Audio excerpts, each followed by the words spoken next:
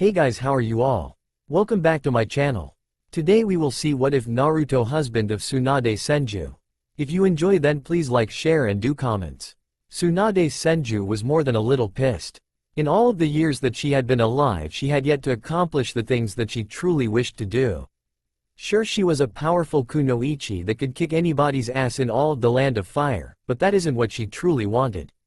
No, what she had always wanted was a family to be there and congratulate her when she succeeded, a man to hold her in his arms and shower her with love, and a child that she could hold onto, train, and show him or her how much she cared for him or her. She had read in some of the oldest texts inside of the Senju clan compound about how when a Senju or Uzumaki was around the one that they were destined to be with, their mate, their body would react. When she had read this she took her student Shizune and headed out into the world hell-bent on finding that one person that was practically made for her, but to no avail.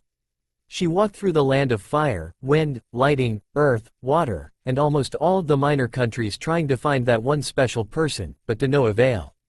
She had never once felt that supposed feeling of love at first sight, no matter how hard she tried. She had even tried to force the feeling to arise with Dan, but even then she knew that she was just trying to fool herself. Dan was a nice guy, but she knew deep down that he wasn't the one for her. He was far too soft, and he didn't have that wild personality that Tsunade secretly wanted. Soon though her Sannin traveling rights expired and the third Hokage ordered her to come back and take over the hospital.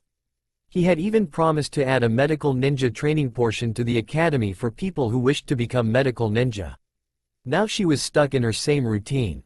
Wake up, eat breakfast, go to the hospital all day, then go home, talk to Shizune, eat dinner, go to sleep. It was driving her crazy. She started wondering why she couldn't just have the child without the man. It would be so much easier anyways. Then it hit her like a brick: artificial insemination. It was the perfect way for her to have a child that she could dote on, but without the unsatisfactory sensation of having to sleep with a man that she didn't know or love.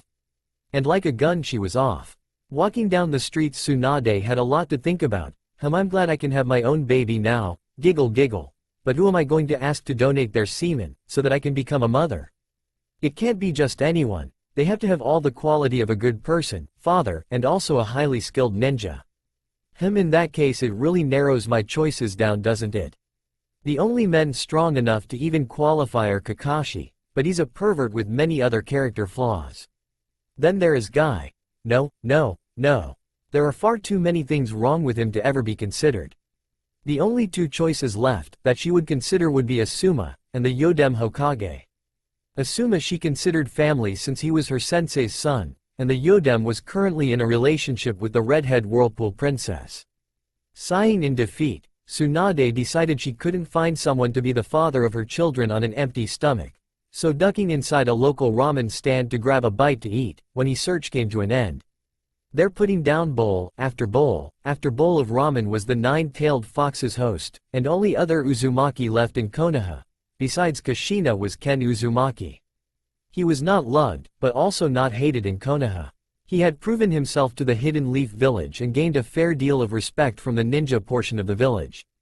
The civilians were still weary of him since they didn't know much on tailed beast hosts, but after a couple of years their fears died down mostly, and he was able to live a fairly normal life. That didn't matter to Tsunade. What did matter to her is that what she had learned about the hosts, and the effects it had on their children, as rare as it was for a host to have children because of the innate fear most people had of them. The children usually obtained certain gifts from the tailed beast their host parents carried. The gifts Ken had received besides the giant chakra reserves that all hosts received was that his chakra regenerated very quickly. Something like that was very useful to a ninja, but that wasn't what Tsunade was interested in though.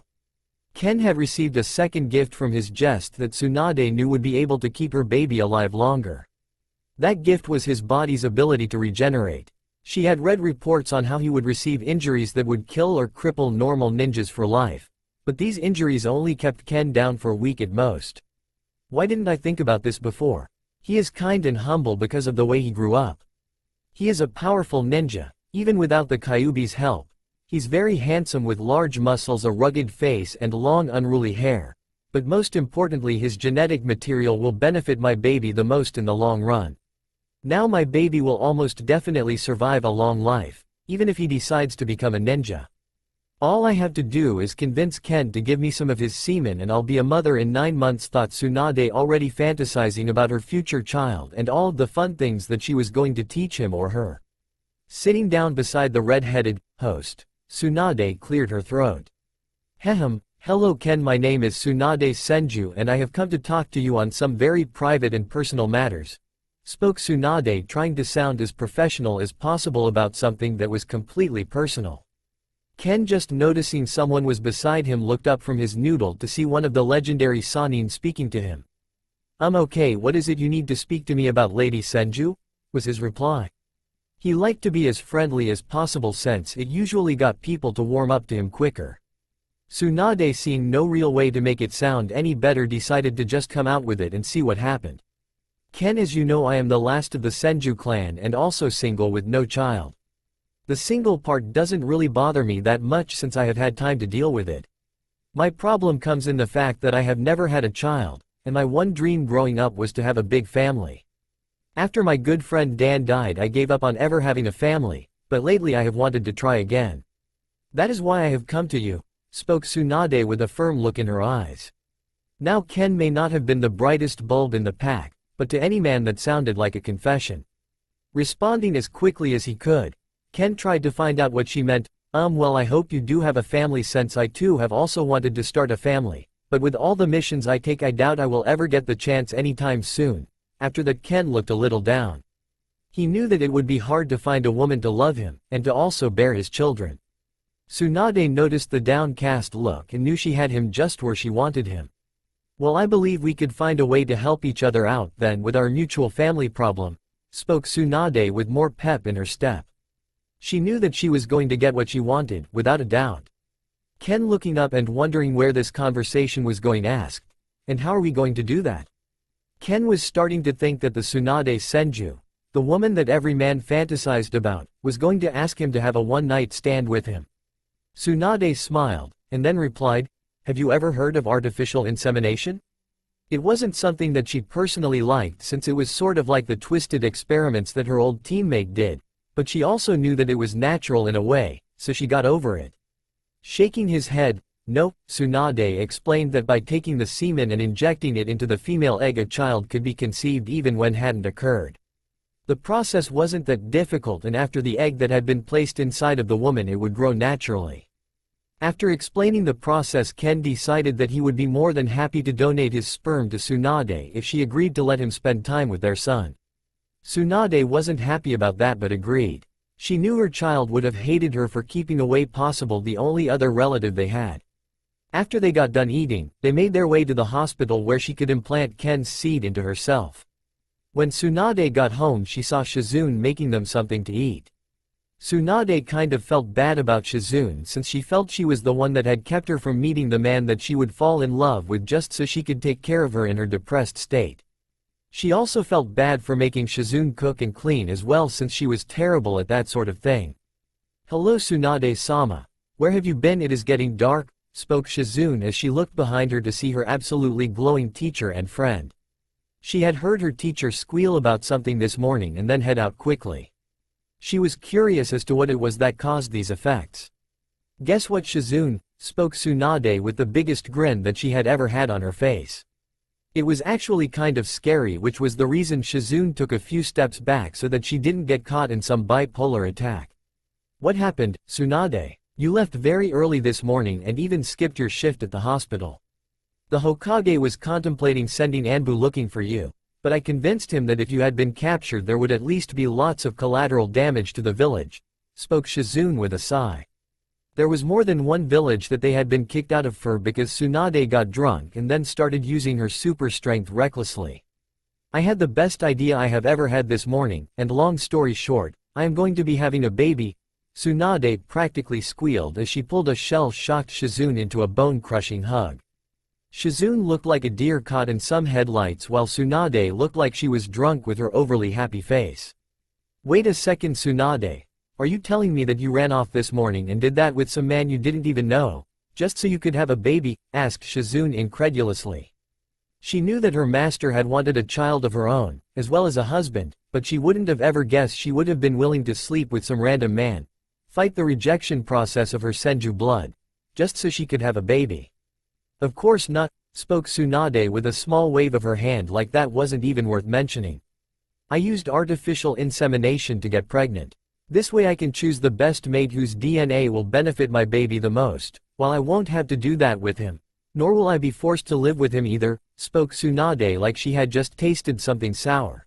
But then she gently rubbed her belly and the smile came back to her face. Shizune was shocked by what her master was telling her, but she had to admit it was a much better idea than any of them had come up with these past 10 years. It might in fact be the only chance that Tsunade had to become a mother, and though she didn't say anything, Shizune was actually giving it some thought as well. But what about the baby's biological father? Who is he, and won't he want to be a part of his child's life? Asked Shizune, seeing the annoyed look crop back up on Tsunade's face. She had obviously hit a rough spot, though she wasn't surprised. Tsunade was a bit petty in the fact that she didn't like to share. It was one of the reasons Shizune was still single. It wasn't that she and Tsunade did things together, it was just that Tsunade didn't want to be a third wheel, and the fact that Shizune was sort of a wallflower was also a factor as well. I chose Ken Uzumaki to be the father of my children, spoke Tsunade, seeing the surprised look on her student's face. Along with all of the benefits that come with having Uzumaki blood, there is also the fact that he is the Jinchuriki of the Nine-Tails Fox, which gives him larger chakra reserves, quickly regenerating chakra reserves, and quick regeneration physically as well. With all of these things, my baby will surely have all he needs to succeed, spoke Tsunade as she started gushing again and rubbing her belly. Shizune was scared of when the mood swings would set in. Tsunade was already very temperamental as it was. Inside of the Uzumaki compound were two people. The first was a lovely young woman by the name of Kushina Uzumaki, and the second one was a young male by the name of Ken Uzumaki. They were both family, and unfortunately the last of their clan since it had been destroyed during the last Great Shinobi World War. Kushina was inside the kitchen trying to cook, but Ken knew that he would have to go behind her and clean up her mess, then start cooking their meal. Kushina had a lot of great qualities, it was just that cooking wasn't one of them. Ken was also wondering how he was going to break it to Kushina that she would be an aunt soon, and that he would be a father, though he wouldn't be married to the mother of his child, and that he would probably only see the baby 1 week every 2 weeks, or possibly just on weekends. Kushina had a history of freaking out and becoming very violent. It was one of the reasons that he suspected that her relationship with the young 4th Hokage wasn't going as well, and he also suspected that he wasn't her chosen one, and that she was just trying to force the feeling to pop up. Ken would have told her it was pointless, but he valued his life way too much. "Oh!" shouted Kushina as the pot that she was cooking in started to boil over. She tried turning down the oven, but it wasn't fast enough, so now she had a big bowl of noodles boiling over onto her stove, causing steam and all kinds of crap to start to rise. "So it is finally my turn," came a voice from behind her, which caused her to get irritated quickly. She turned around and saw her brother looking at her with a smirk on his face that made her want to hit him upside the head with a cast iron skillet. "You know it isn't very manly for a man to be a good cook," spoke Kushina in a childish voice that bellowed how jealous she was that her brother could cook like a pro, but she would probably end up dead if she lived alone, if it wasn't for takeout. "Yay, but it is even worse for a woman to not be even able to boil noodles for homemade ramen," spoke Ken with a grin on his face, though he knew he was pushing his sister a bit too much, especially with that cast iron skillet in her hands. Kushina went to say something, or hit him with the cast iron skillet, but then a thought popped up in her head, causing her to forget to give her brother brain damage. "Hey, where did you go earlier? When I said I was going to make us some dinner, you all of a sudden said you needed to go somewhere and you only just got back," spoke Kushina, giving Ken the death glare. "You didn't go to the ramen stand and fill up on their ramen, did you?" asked Kushina with murder in her eyes. Ken knew that he was in between a rock and a cast iron skillet place, but he had just the thing to shock Kushina out of giving him her punishment.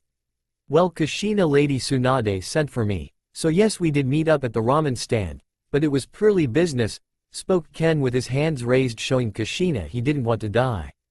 Kushina gave Ken a look that said she didn't believe him, but she would give him the benefit of the doubt. "So what did Lady Tsunade want?" asked Kushina, thinking that she would be able to catch Ken in a lie, thus getting to punish him twice as much. "To have my child," spoke Ken, instantly seeing a blank look in Kushina's eyes. "What?" asked Kushina, thinking that she had heard Ken wrong. "She asked if she could use my semen for something called artificial insemination, so that she could have a child without finding her chosen one," spoke Ken, knowing that this night wasn't going to end anytime soon. For the next few hours Ken prepared dinner for his sister while answering the 1,000,001 questions she was shooting his way in rapid succession. It was annoying, no doubt, but he did love his sister, and he knew that after she let it slip that she had dumped the fourth Hokage, that she needed this distraction. Finally Ken was able to placate his sister, but she went on about how she was going to talk to Tsunade and iron out all of the details on how much time she and Ken were going to get to see their nephew, niece, daughter, son. And she was going to make sure that it was plenty, or she would show the Sannin just what kind of power she was packing. After a month of waiting, Tsunade finally took a pregnancy test, and when it showed up positive, everyone in the entire village heard her shouts of happiness. Many congratulated her on her pregnancy. People were happy the Senju clan would continue. Also, people started treating Ken even better. Everyone knew about the artificial insemination, but none could really blame them. Tsunade and Ken had always wanted a family. 9 months later, as Tsunade was giving birth to her child, she kept repeating to herself that she would never tell another woman in labor to breathe continuously, because it was pissing her off. Obviously she needed to breathe, she wasn't doing this to die. Why did they have to keep repeating themselves? She wasn't an idiot, she could remember to breathe after all. Tsunade finally got to hold her baby boy, after 12 hours in the delivery room. He was so cute. He had his father's build and handsome facial features, but had her sky blue eyes, her flawless skin, and golden blonde hair that seemed to glow even in the faded room. The strange thing in her opinion was that he had the same exact markings as her granduncle, except instead of one on each cheek he had two, but he didn't have one on his chin, and instead of red they were a light grass green color. It was strange, but she was sure that it was probably just a Senju thing that popped up every few generations. She knew he was going to have fangirls just for being the last male Senju, but now she knew she was going to be beating them off with a stick. He was going to be powerful, something fangirls flocked to, handsome, another things fangirls flocked to, and rich, the most important thing fangirls flocked to. Tsunade was going to have to make sure that her son didn't fall for some fangirl, or she may have to bash his head with a very heavy rock.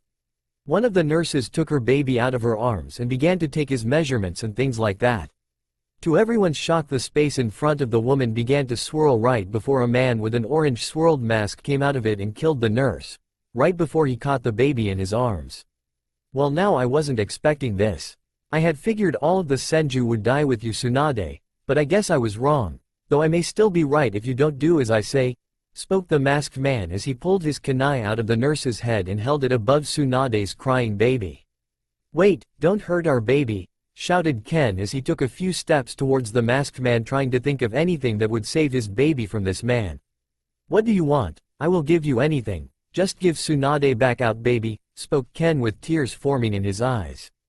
"Well, if you say it like that, then I have no choice but to oblige you," spoke the masked man as he pulled out a small slip of paper and threw it at Ken, whom deftly caught it in his right hand. "Put that chakra suppression seal on yourself, 9 tails, and the child will live," spoke the masked man. Ken didn't know what exactly was going on, but he had a good idea. The man was either here to stop the continuation of the most powerful clan in the elemental nations by killing their child, or he was here to unleash the 9 tails that was inside of him, to destroy the Hidden Leaf Village. It wasn't much of a surprise, really. Many of the higher-ups knew that there were ninja trained to sneak into enemy village to unseal the Biju that were inside of their current hosts to cause mass amounts of damage, but it had never happened to a Jinchuriki of the 9 tails before. Everyone knew he, the Yodem, and his sister Kushina were seal masters. Ken had spent all of his free time learning and creating seals that had to do with tailed beasts and their hosts. He had tried to invent a seal that would seal away the tailed beasts forever so that they would never be sealed inside of anyone and ruin their lives ever again. Ken looked at everyone in the room and sighed a bit. He took the chakra suppression seal and put it on his chest, instantly feeling it stopping his chakra in its tracks.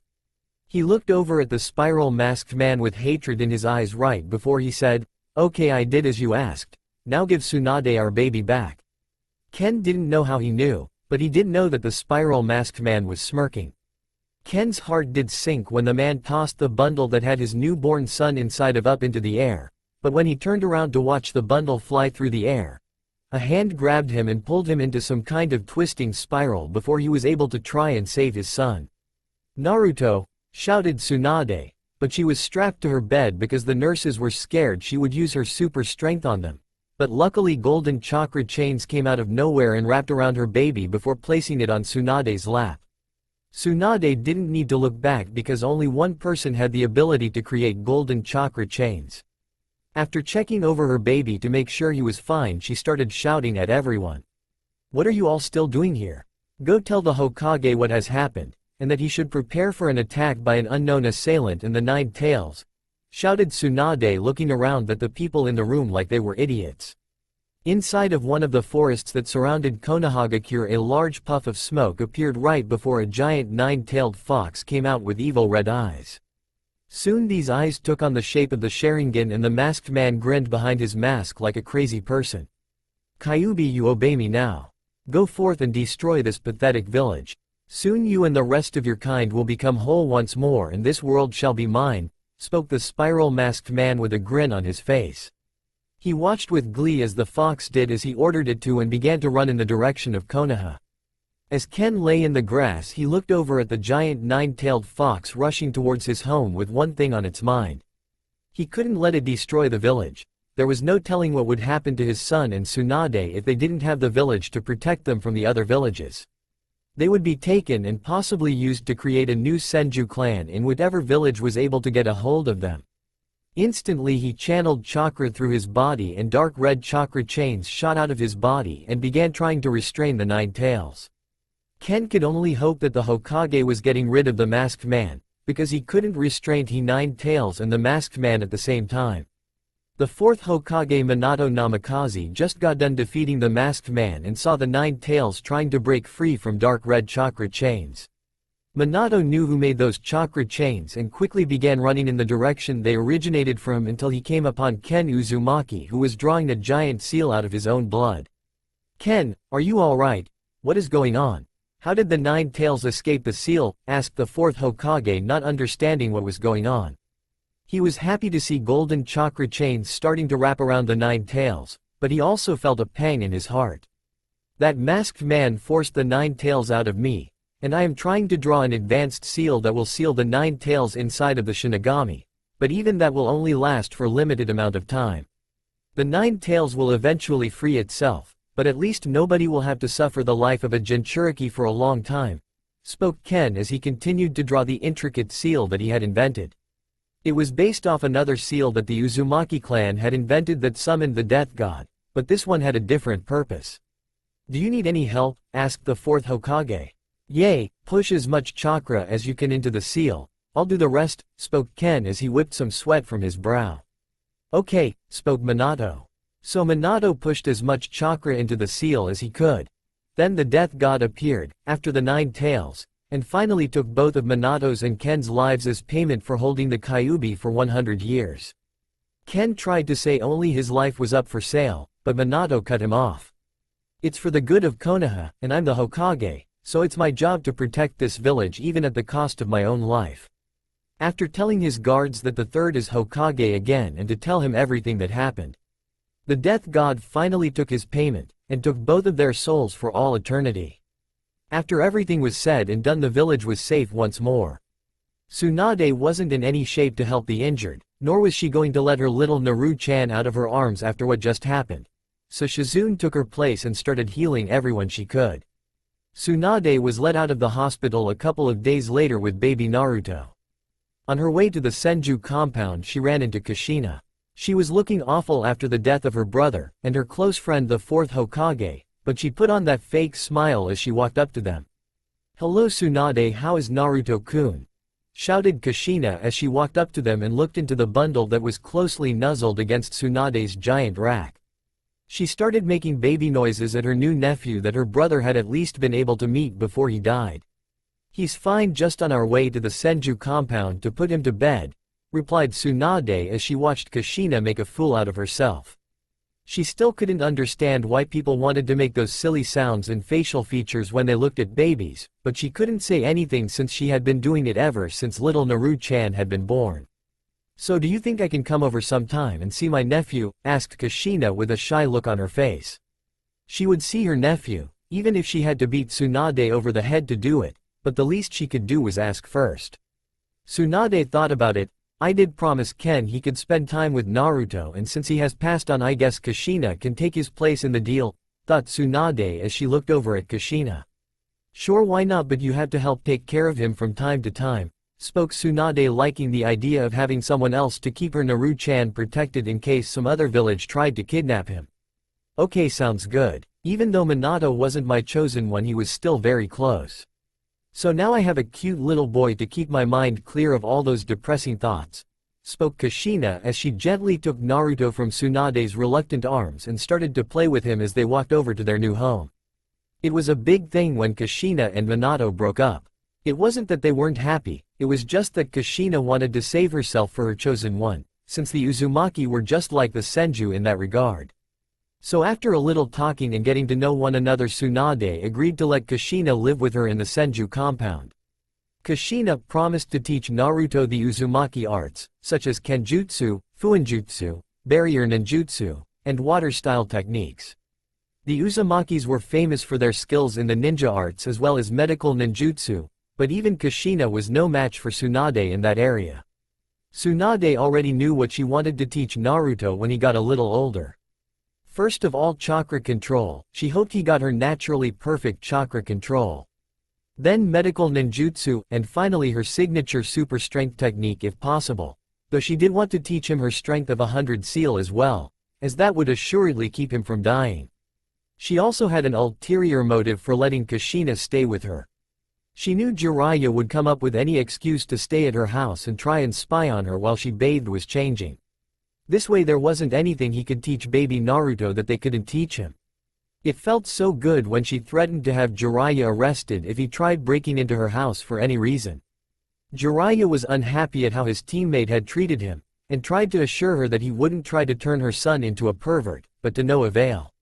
When she went to the Hokage and had a restraining order put out against him, he knew she was serious, so he packed up his bags and decided to get back to his spy network. When people saw Naruto with Tsunade, Shizune, or much more rarely Kushina, they saw the way his hair seemed to shine, and how his eyes were the perfect shade of sky blue, so they began calling him the son of the Senju clan.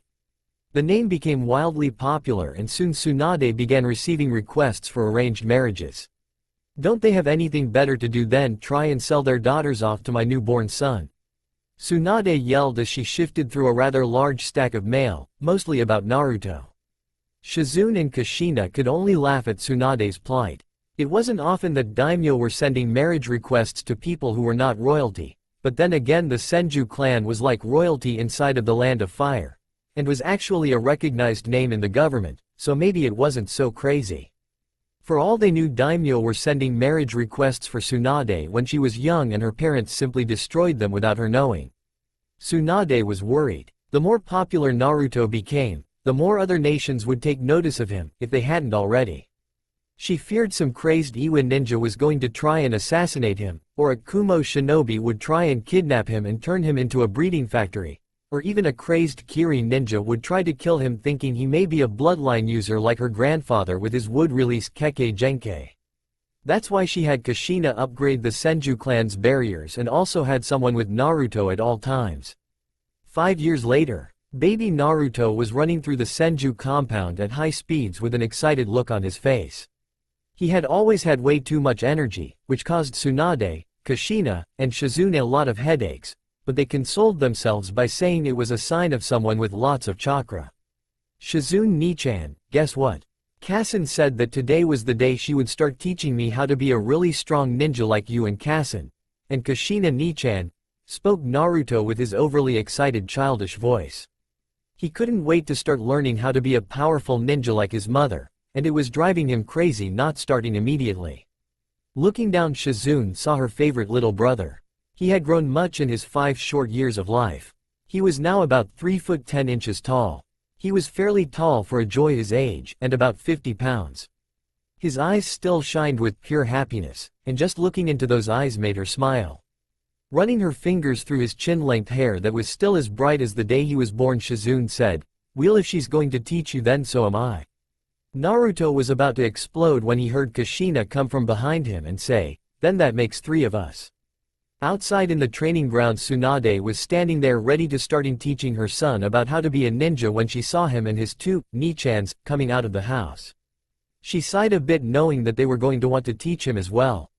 "Kasen!" shouted Naruto as he ran at his mother, then jumped up into her arms. Tsunade smiled as her son hugged her and nestled his face in between her large breasts. He had always seemed to like them, typical male, she would say in her head, then laugh, confusing Naruto. "I can already guess what happened, but Naru-chan, I think we will need to talk a bit about the basics before we start teaching you anything important," spoke Tsunade as she pried her son off of her and then sat him down on the side of a fallen tree so that he would be comfortable while they explained the basics to him. "Naru-chan, your body is still too young and is still developing, so we can't do any strenuous physical activities or it will stunt your growth, and there will be no ifs, ands, or buts about it, young man," spoke Tsunade, seeing her son about to complain. He wanted to learn how to be a ninja, but he didn't want to wait, which was his fatal flaw right now. "We will be teaching you things like chakra control, medical ninjutsu, shuri kenjutsu, and things like that which are not a threat to your development, but don't worry, I promise you will love it," spoke Shizune with a smile on her face. She saw the deflated look on Naruto's face and thought he looked so cute. "What about elemental ninjutsu, or genjutsu?" spoke Naruto, wanting to learn those 2 things most of all, but he saw the way his family was looking, which gave him a sad feeling. It takes years to learn things like that, and if you don't have nearly perfect chakra control, you won't be able to use genjutsu anyways. Basically what I am saying, Naruto, is that what we're teaching you is the basics, well, not medical ninjutsu, but the rest is. Once you have mastered the basics, you will find that learning other things is much easier, so actually by doing this you will learn the things that you want much faster, spoke Kushina with a smile on her face. It wasn't a lie. If he did have perfect chakra control, then learning how to convert said chakra into elemental chakra would be much easier. But he obviously had large chakra reserves and they were still growing, so learning to control it would be an ongoing challenge, unless he had Tsunade's naturally perfect chakra control. "Okay," shouted Naruto as he pumped his fist, getting ready to learn how to be a really cool ninja. His family started to giggle a bit, which confused Naruto, but he let it go and watched as Shizune Nichan picked a leaf off of a tree and then handed it to Naruto. "What is this for?" asked Naruto, seeing that there wasn't anything special about the leaf.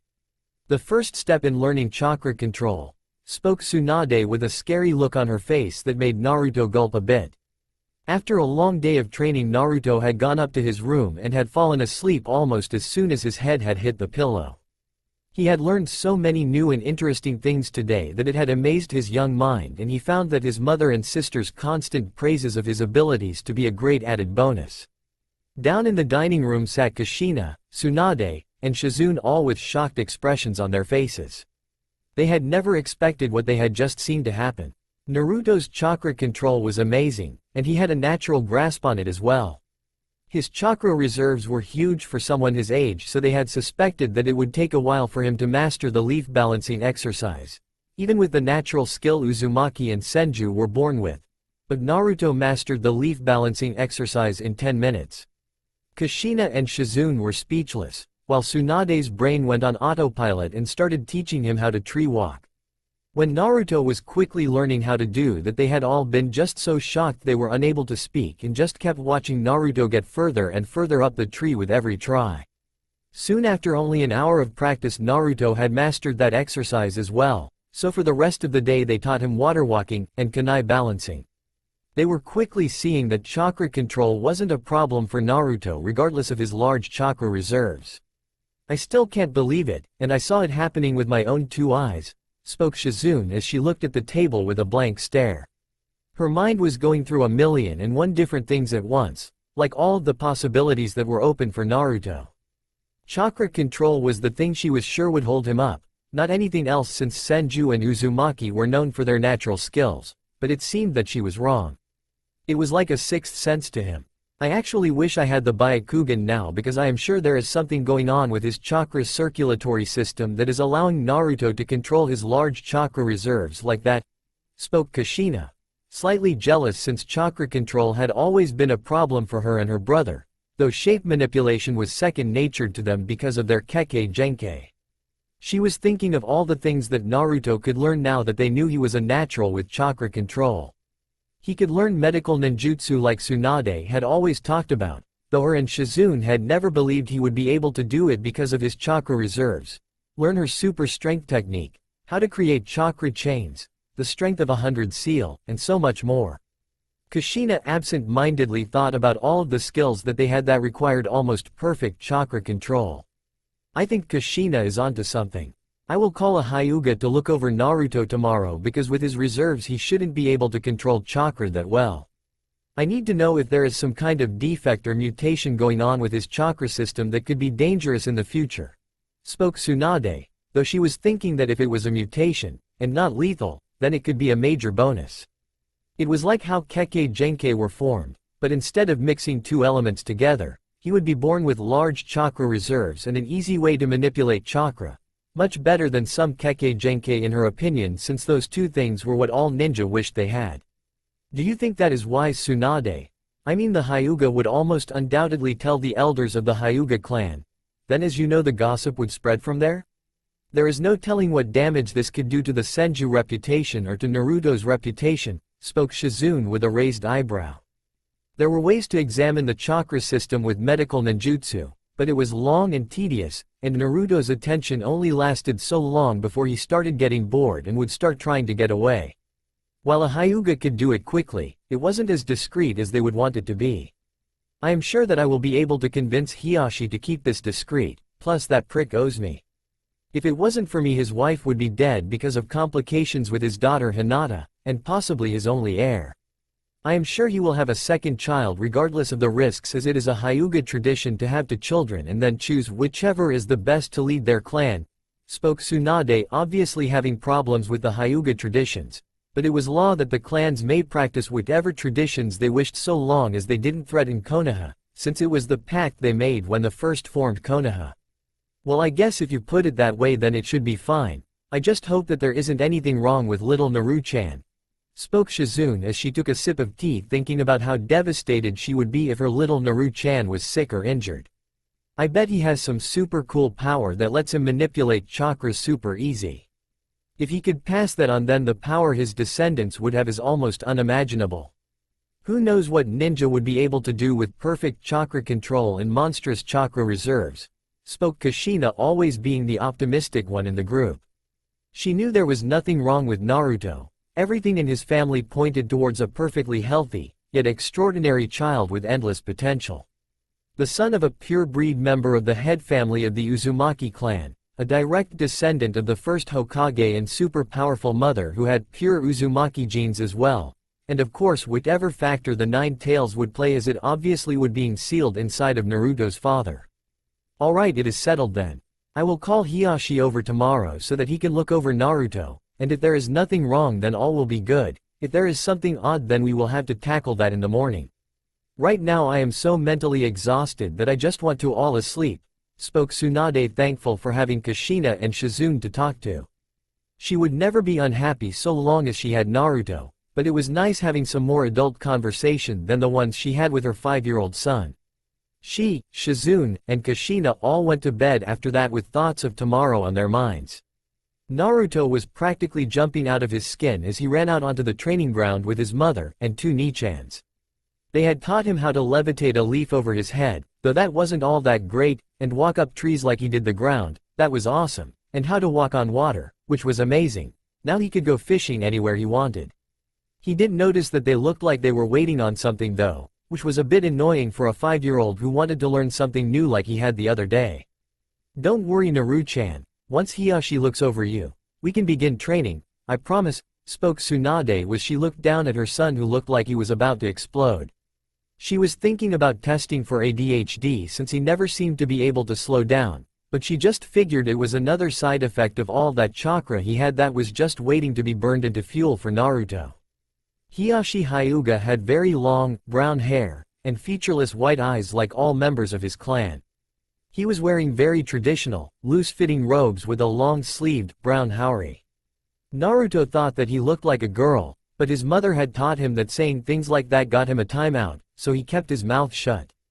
He had received a message from Tsunade that she wanted him to examine her son using his Byakugan to make sure there wasn't anything wrong with his chakra's circulatory system, which he found odd. Usually he would have sent a branch member to do such a menial task, as a clan head shouldn't have to subjugated to such petty work. But Tsunade had reminded him that it was she who had saved his wife and child, and probably would have to do so again in the future if he continued to follow his clan's outdated and stupid tradition, as Tsunade had called them, so he had agreed to do it himself. It had nothing to do with the fact that she said she would also be the person who made sure he never had another kid again using her monstrous strength if he refused, so he sucked it up and did as he was asked to do. When he made it to the Senju compound, Tsunade's assistant was there to greet before she led him to the back of the large compound where Tsunade's Senju, Kushina Uzumaki, and Naruto Uzumaki Senju were waiting for him. He just wanted to get this over as he had other things to do besides do tricks with his eyes for these people. "Who is that guy?" asked Naruto, pointing towards Hiyashi with an innocent look on his face that made all of the women present just gush at his innocence. "That Naru-chan is Hiyashi Hyuga, clan head of the Hyuga clan, and he is here because he agreed to help me to see if there is something physical that made it so easy for you to learn chakra control the other day," spoke Tsunade with a sweet voice. Though the part about chakra control got Hiyashi's attention, as that was basically the most important part of their clan's techniques. Maybe he would be able to learn something that would help them get stronger after all. "I thought you were the best medical ninja in the world, so why would you this man, mama?" spoke Naruto with a finger in his mouth and his big blue eyes looking up at her like a little puppy dog. Tsunade had found the ultimate weapon. There was nothing in this world that could deny that face. "Well, you see, Naru-chan, I am the best medical ninja in the world, but it is still very difficult for me to examine the chakra system since it is so complex, and with your short attention span I figured having a Hyuga with the Byakugan look over you would be a much better solution to our current dilemma," spoke Tsunade, though she did have to explain to Naruto about the Hyuga clan and their famous dojutsu, the Byakugan. To say Naruto was amazed would be an understatement. "Yes, while this is all fun and whatnot, can we please move on? I have other things to do today," spoke Hiyashi as he walked up to Naruto and then looked down on him. Byakugan thought Hiyashi as he looked down on Naruto and started to examine him. He let out a gasp in surprise, shocking all present at the reaction the head of the Hyuga family had. When he deactivated his Byakugan, he knew that they would all want an in-depth explanation as to what he saw. "What was it? Is there anything wrong with my baby?" asked Tsunade as she slowly approached Hiyashi. Hiyashi knew that he better start talking quick, or Tsunade was going to start throwing him around trying to shake the answers out of him. "He has 3 chakra pathways and 6 times the number of tenketsu points inside of his body," spoke Hiyashi, getting surprised looks from everyone around him. Though he couldn't blame them, this was amazing to say the least. "Explain," spoke Kushina, being the less educated in the medical arts out of the 3 girls, though that wasn't to say that she didn't know what was going on entirely. "As you know, there is a path in which all chakra flows, and the tenketsu are like places that manipulate chakra and allow us to better control our chakra. Naruto has 3 of these paths coming from his core that spread out through his body in a much more complex web than other people's chakra network. He also has 6 times the number of tenketsu points, which is why he has such great chakra control. He is genetically superior to others, is the best way I can describe it," spoke Hiyashi, thinking about what he had seen. He could only guess that the Senju, Uzumaki genes had somehow mutated due to the Nine Tails influence, and this was the result. He wished greatly that all Hyuga had this type of chakra system in them. Learning and advancing the gentle fist would be so much easier this way.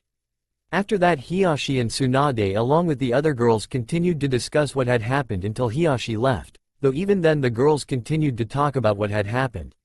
Naruto quickly got bored and started to play on top of a large pond out behind their house, watching as fish swam up to the top of the water to eat the worms and bugs that he was throwing to them that he had found earlier.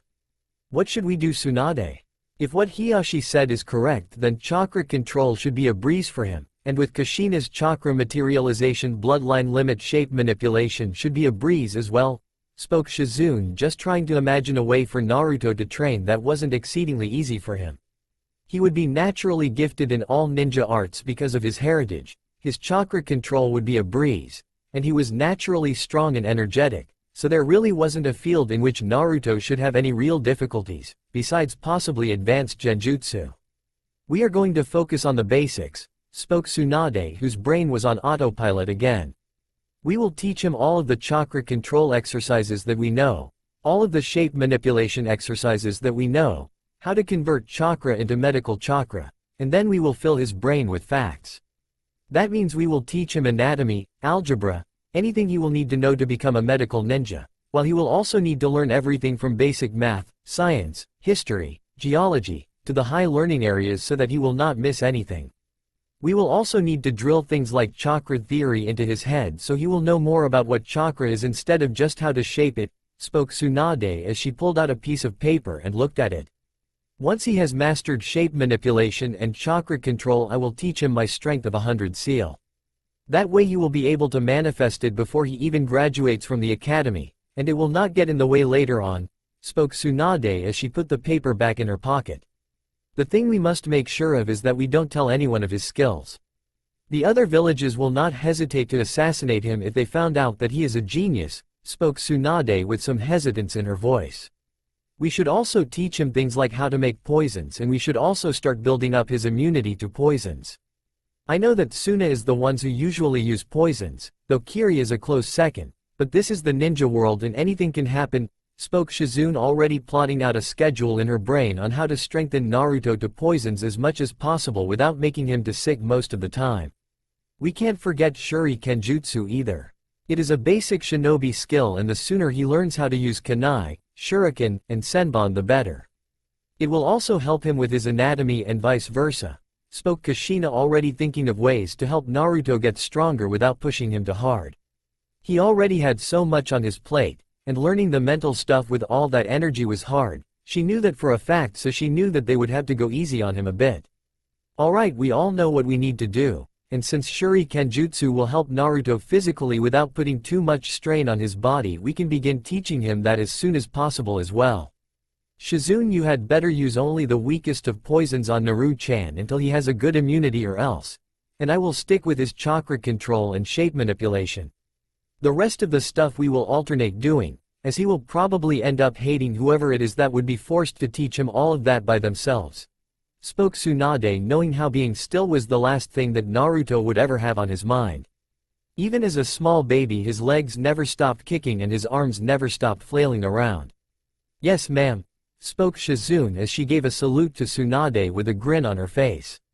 You can count on us, spoke Kushina as she mimicked Shizune with a grin of her own. Why do I keep you two around, spoke Tsunade with a sigh as she face-palmed herself. Naruto had been playing keep away from the fish. He would feed them some bread or worms that he had found and then run away as the fish were eating to the other side of the pond.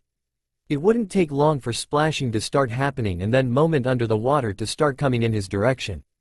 It was a lot of fun, and Naruto was sure that he could catch his own fish if he was fast enough, but he found playing with the fish much more fun than killing and eating them. There you are, Naru-chan, came from behind Naruto.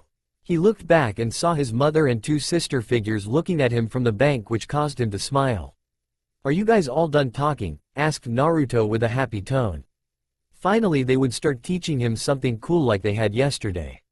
He knew that something weird had happened by the way they had reacted, but his short attention hadn't allowed him to ponder that avenue and went straight to something else that was more fun. Yes, Naru-chan, we are done gossiping about you, so hurry up and come over here so we can start your training, spoke Kushina with a smile on her face. She watched him dump what looked like a bucket of bugs into the water, where the fish went crazy on them and then run towards them. Cool, so what will you guys be teaching me? Asked Naruto, hoping it was something cool like how to heal cuts and bruises like he had seen his mother do when he was younger and followed her around the hospital.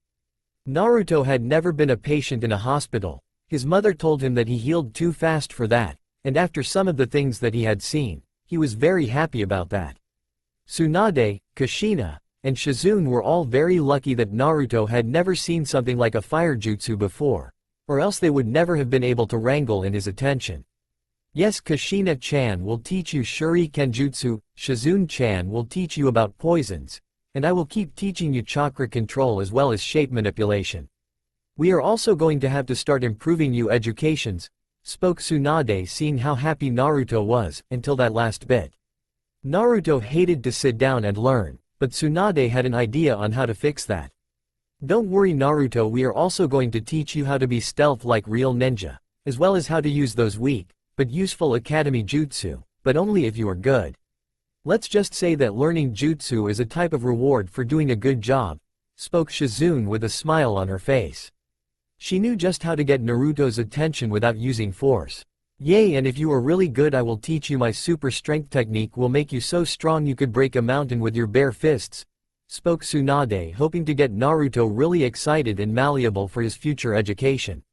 Yes, shouted Naruto, causing everyone in Konoha to hear him shouting.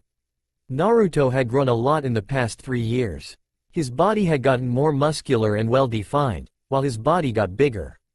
His body had a streamlined look to it which many of the girls who were starting to get interested in boys thought was very cute, and the clothes his mother and sisters bought for him really showed off what he was packing. The markings on Naruto's face had become a bit more defined and had darkened as well. The markings were no longer a light grass green but more of a light forest green, but there was still only 2 on each cheek and none on his chin, something Naruto was thankful for. Naruto's hair was still the shiny golden color it had been when he was a kid, but now it jutted out in weird directions like his great-granduncle Tobirama Senju's hair did. His eyes were still a handsome sky blue color, but now there were dark speckles inside of them that gave them a mystifying attribute as well. Naruto's outfit had changed a bit as well. He now wore dark forest green cargo shorts that had lots of pockets on them. His shirt was a black muscle shirt with mesh armor underneath that looked pretty cool. On the back of his shirt was the Senju marking with the symbol of the Uzumaki right in the center of it. Naruto liked his family's clan symbols, but if he only got to choose one he would have chosen the Uzumaki swirl. It was just simpler than that weird symbol the Senju used. Around his neck was a silver necklace with a round blue stone at the end of it. It had been Tobirama's but it wasn't as famous as Hashirama's necklace that Tsunade wore. Naruto's sandals were normal, though they were black, and he wore bandages wrapping around his legs that disappeared into his shorts and sandals. All in all Naruto had become a very handsome young man, but that didn't matter much to Naruto, because today was a very special day in Naruto's opinion. He had recently turned 8 years old, and that meant he was old enough to enter the academy, something that he had been looking forward to doing for some time now. His mother had told him that it was boring, pointless, and would only slow him down, as did his 2 sisters, but Naruto didn't care. It was more about making friends in Naruto's opinion since he wasn't allowed to leave the Senju clan compound without his mother, Shizune, or Kushina latching onto him. He wanted to make some real friends, not those bratty kids that always were with the parents that tried to flag his sisters and mother down to talk. Naruto found out that they were what was known as gold diggers, and that he should stay away from them by his mother, but Naruto didn't need to be told that, he could just feel the dishonesty in them. "Hey mom, hurry up, we're going to be late," shouted Naruto as he walked down the wooden hallways of the Senju clan compound looking for his mother. She could be elusive if she wanted to be, but Naruto was a natural censor, and it had been one of the things that his mother had focused on when training. Though his skills were not as good now because of him having to focus his chakra into his forehead to try and develop his mother's seal, but nonetheless he could still feel the basics of what was around him.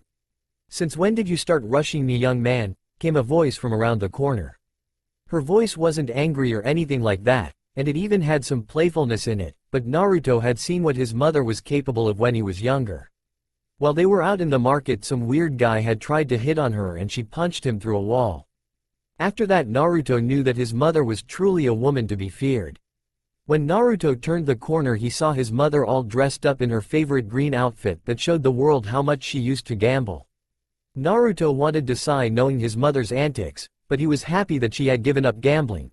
Especially after Shizune told him about how terrible she was at it, and how they had been chased out of more than one country for her bad habits. Naruto knew now that he would have to fix the damage his mother had caused both to their reputation and financially, but they were ninja, so he didn't have to do it all the mundane way. "Hey mom, you look really beautiful," spoke Naruto with a big smile on his face. When Tsunade had turned around and saw her baby boy, her heart lightened a bit. She loved that boy more than anything else in this world, and thanked God every day for giving her the idea to get the artificial insemination done. She had no idea what her life would be like if she hadn't done such a thing. Why, thank you, Naru-chan. You're looking handsome yourself, trying to start picking up girls to help restore the Senju clan, spoke Tsunade with a grin on her face. It was so much fun watching Naruto start to blush and stutter when she brought up him repopulating the Senju clan. He was so innocent in her eyes, and she loved to mess with him for it. Mom, don't embarrass me, spoke Naruto as his face started to turn red. He had been told when he had turned 8 years old that he would have to repopulate the Senju clan with his own genes when the time came. With all of the medical knowledge that had been pounded into him from such an early age, Naruto knew what that had meant, and honestly it was more than a little shock to his system. The thought of having a harem was not a bad idea in Naruto's mind. Even though he was young, he still did have a healthy appreciating for the female body, but oddly enough he had always found himself comparing other women to his mother, Kushina, and Shizune, and had almost always found that all women were inferior to them after doing so. Naruto wondered if he was one of those guys with a family complex, but he was young and soon forgot about it. There were also the benefits of having multiple women in his lives. They would never have to worry about a babysitter since there was no way he could take them all out on dates at the same time. There was the fact that their relationship would never get boring because of how intricate it was. If the women were unique, they would bring that uniqueness into the clan, be in jutsu or techniques that they had invented, hair color, skills, etc., which would help future generations. Ah, don't worry, Naru-chan, I won't embarrass you. I will just tell everyone we see how cute you were when you were still my whittle baby who loved to hold onto mommy's boobies, spoke Tsunade as she pulled Naruto into a big hug and smashed his face against her bust. She found it so cute how he would start to flush from embarrassment when she would do things like this now. Ever since he had been told he would have to restart the Senju clan, he had been much more reserved when it came to close intimate contact with women's lady parts. Tsunade loved to take advantage of that so much. When Shizune walked into the room and saw a red-faced Naruto being hugged by Lady Tsunade, she already knew what was going on, but today just wasn't the day for all of that. They had to get to the academy sooner. Naruto would miss getting to see all of the other students talking and playing at the entrance of the academy. She knew that this was the time that most of the academy students made friends, and she wanted Naruto to make as many lifetime friends that he could. Lady Tsunade, please stop teasing Naru-chan and get moving. We don't want him to be late on his first day now, do we? Spoke Shizune as she pulled Naruto out of Tsunade's hands. Naruto thought he was safe until Shizune leaned down and pulled Naruto into her double D breasts, basically smothering him. He needs to make friends his own age, not just us, continued Shizune, like what she was doing was different than what Tsunade had been doing. She saw the look of jealousy when she saw Tsunade's face and decided to stop messing with her. My Naru-chan doesn't need to go to the academy, and I don't see why you and Kushina think he does. He is plenty strong enough to graduate whenever he wants, and I think he should stay here in the Senju compound until he is old enough to graduate normally, so that I can keep training him like I have been for the last 3 years, spoke Tsunade as she crossed her arms underneath her impressive bust, causing it to jiggle. She didn't notice the look on Naruto's face when he saw this, much to Naruto's relief, and went on pouting like a small child who hadn't gotten her way. We know Naru-chan is strong, but he also needs to learn to communicate with people his own age. If we keep him locked up in here, then he will become unable to understand other people, and he definitely won't be able to make any friends. Worst of all, he won't be able to meet any girls to help revive the Senju clan. That is the main point after all, spoke Shizune, already knowing what this was really about. Tsunade had found it funny when they told Naruto that he was going to have multiple wives, but as the years dragged on it seemed that she was more and more against the idea, until the point where she was completely against the idea of Naruto ever meeting a woman. If Shizune didn't know any better, she would assume that Tsunade wanted Naruto all to herself in more ways than one, but she was sure that wasn't the case. HMPH, that is such a stupid reason. Plus, the day Naruto was born I received no less than 100 marriage requests from ladies, princesses, and even priestess wishing to become a part of Naruto's harem, so there is no shortage in suitable women for him to settle down with, spoke Tsunade with some heat in her tone. She had been far from happy when all of those damned marriage requests had come pouring into her clan's compound the day that Naruto had been born. She had ripped them all up, as she wasn't about to give her baby away to any hussies, regardless of their noble births. Kushina had heard all of the commotion and walked up to the door that it was all coming from to listen in. She knew what they were arguing about, and honestly she didn't know why Tsunade kept on trying to resist the fact that Naruto was growing up. Even she had a hard time knowing that one day her little Naru-chan wouldn't be so little anymore and that he wouldn't want to spend as much time with her as they had when she was teaching him how to become a cool ninja like he always talked about. As she listened in, she got a great idea to mess with everyone in the room, so she slowly opened the door as to not be noticed by anyone and walked on in. When Tsunade started to talk about marriage and children, Kushina decided to let her presence be known. I completely agree with Tsunade. There are plenty of eligible candidates out there that would be perfect for Naru-chan, spoke Kushina with a devious grin on her face. Tsunade's eyes narrowed when she saw that grin and the tone in Kushina's voice, knowing of the Uzumaki's legendary prankster reputation. Naruto just sighed, knowing that the conversation had changed once again to something that didn't even matter right now. Shizune's eyes narrowed as well, but for some reason in her heart she felt like this was a test, or maybe a beginning.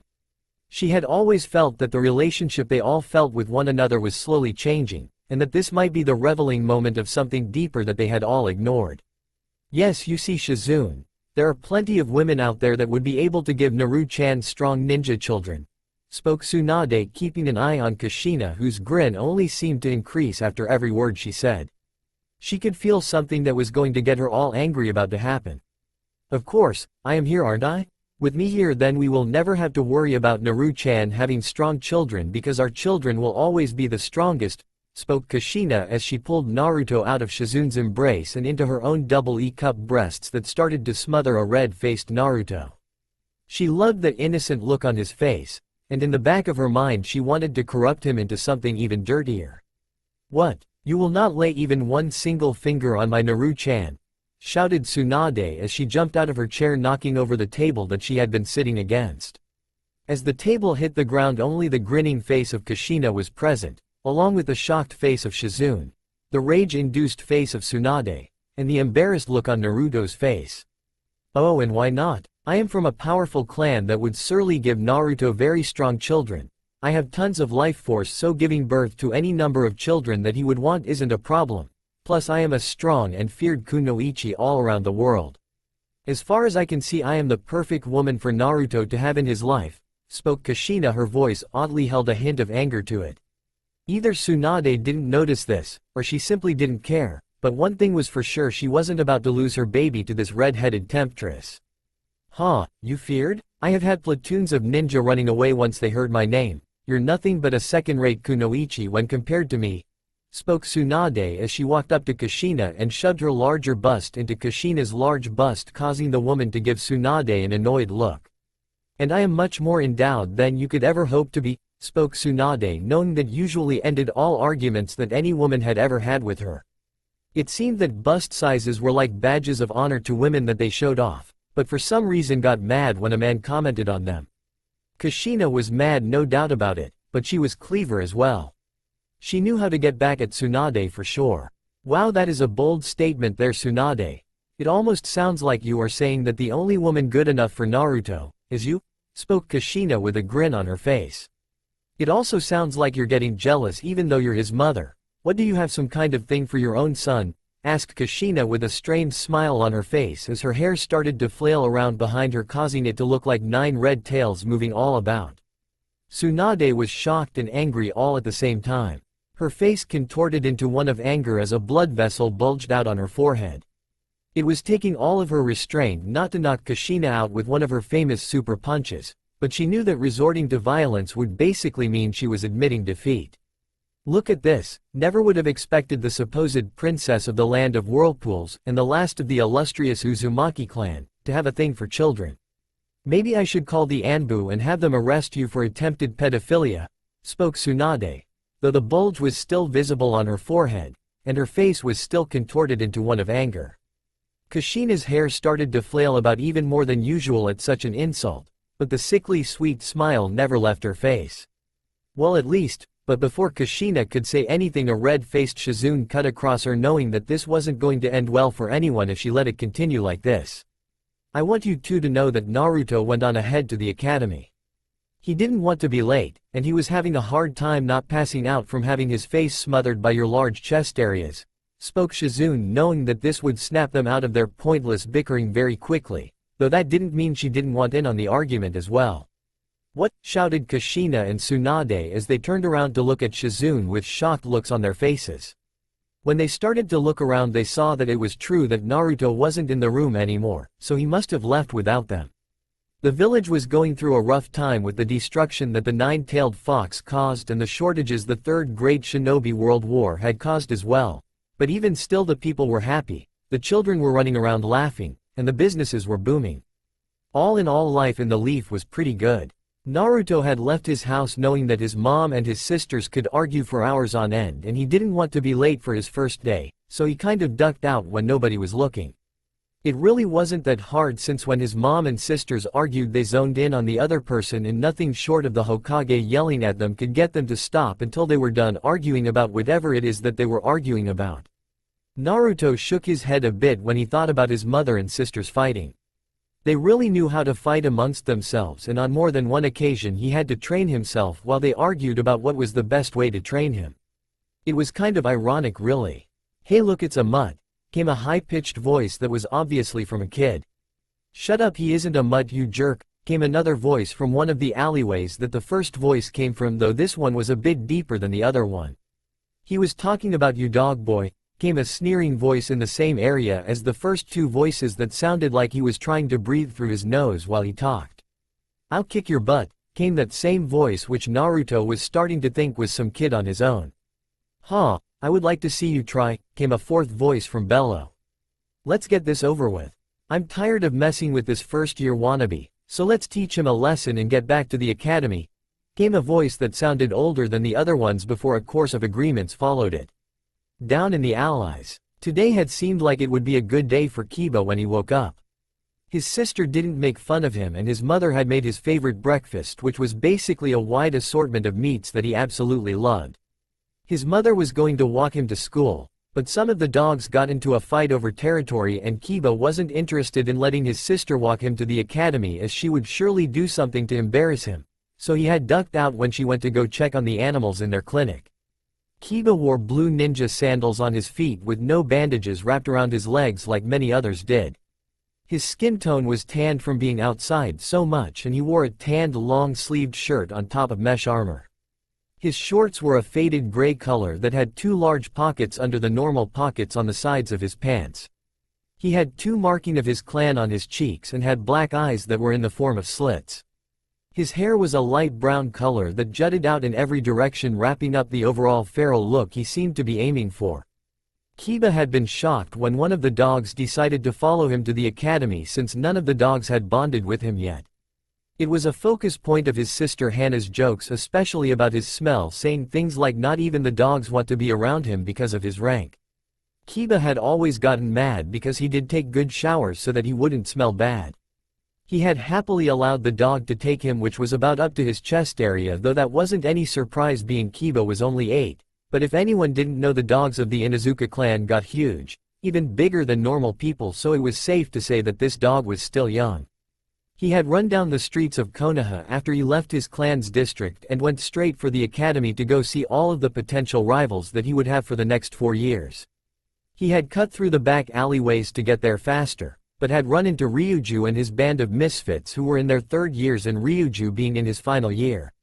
Ryuju and his gang hadn't taken too kindly to Kiba running into them and had knocked him against the wall, with the dog being the only reason they hadn't advanced on him yet. There were 4 of them, and only Kiba, who had only just started his ninja training, and the young ninja dog that was acting as his guard, so he wasn't looking too good right now. Well, if it isn't Kiba Inuzuka. I heard you were starting this year, but I never believed it.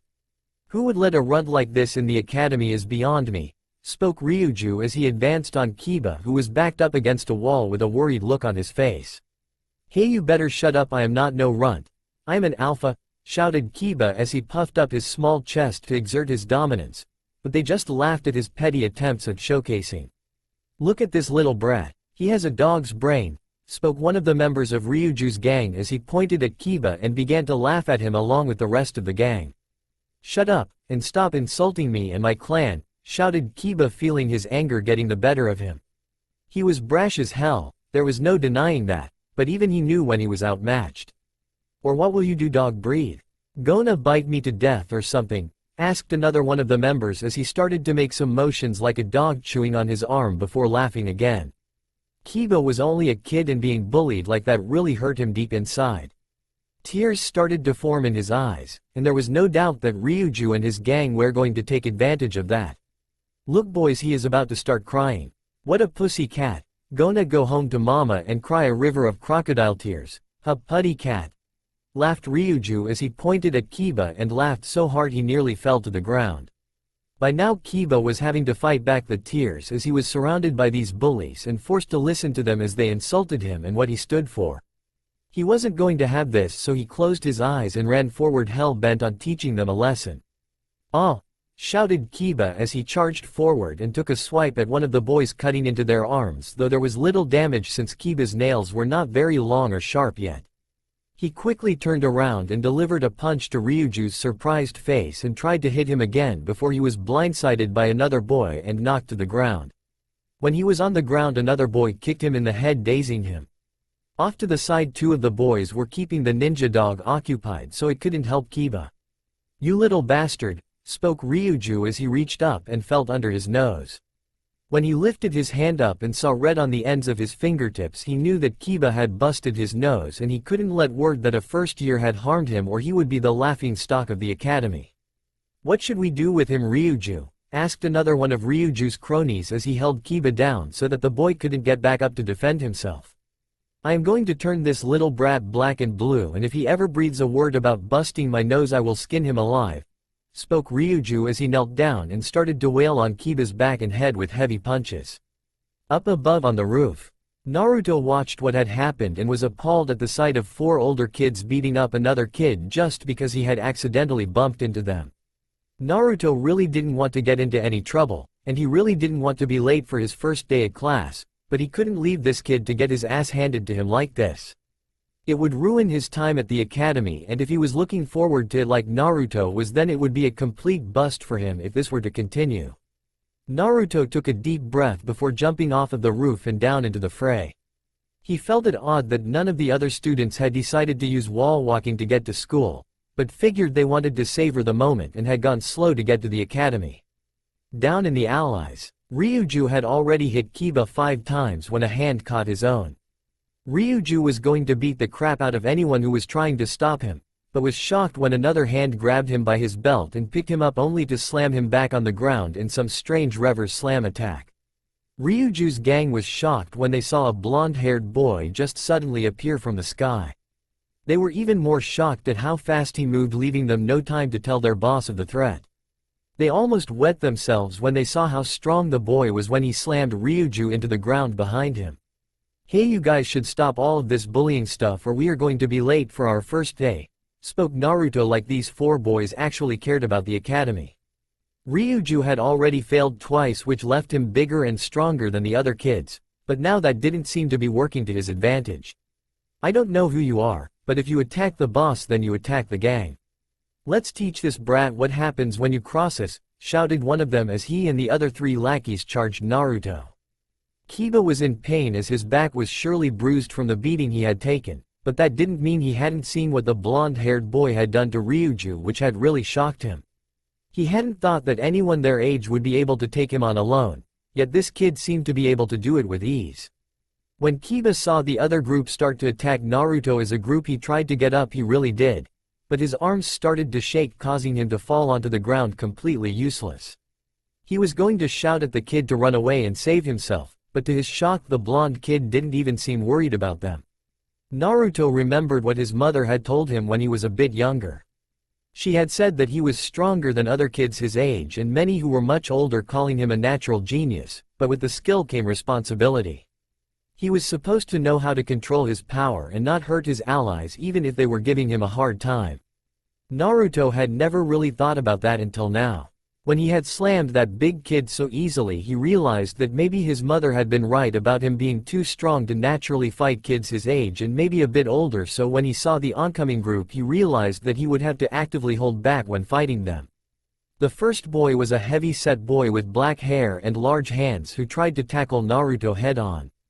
Naruto had been trained at a young age by his mother in medical ninjutsu and taijutsu, so he knew that punching larger people in the stomach area was not that effective. But there was one place on the human body that fat didn't accumulate much around it, even though it was vital to the human survival process. Naruto used this knowledge to charge head-on towards the large boy and jumped up into the air before delivering a powerful knee attack to the boy's forehead, busting his forehead open and knocking the large boy to the ground. Naruto watched for a moment as the big boy hit the ground and realized he wasn't getting back up, so he focused on dealing with the other three boys.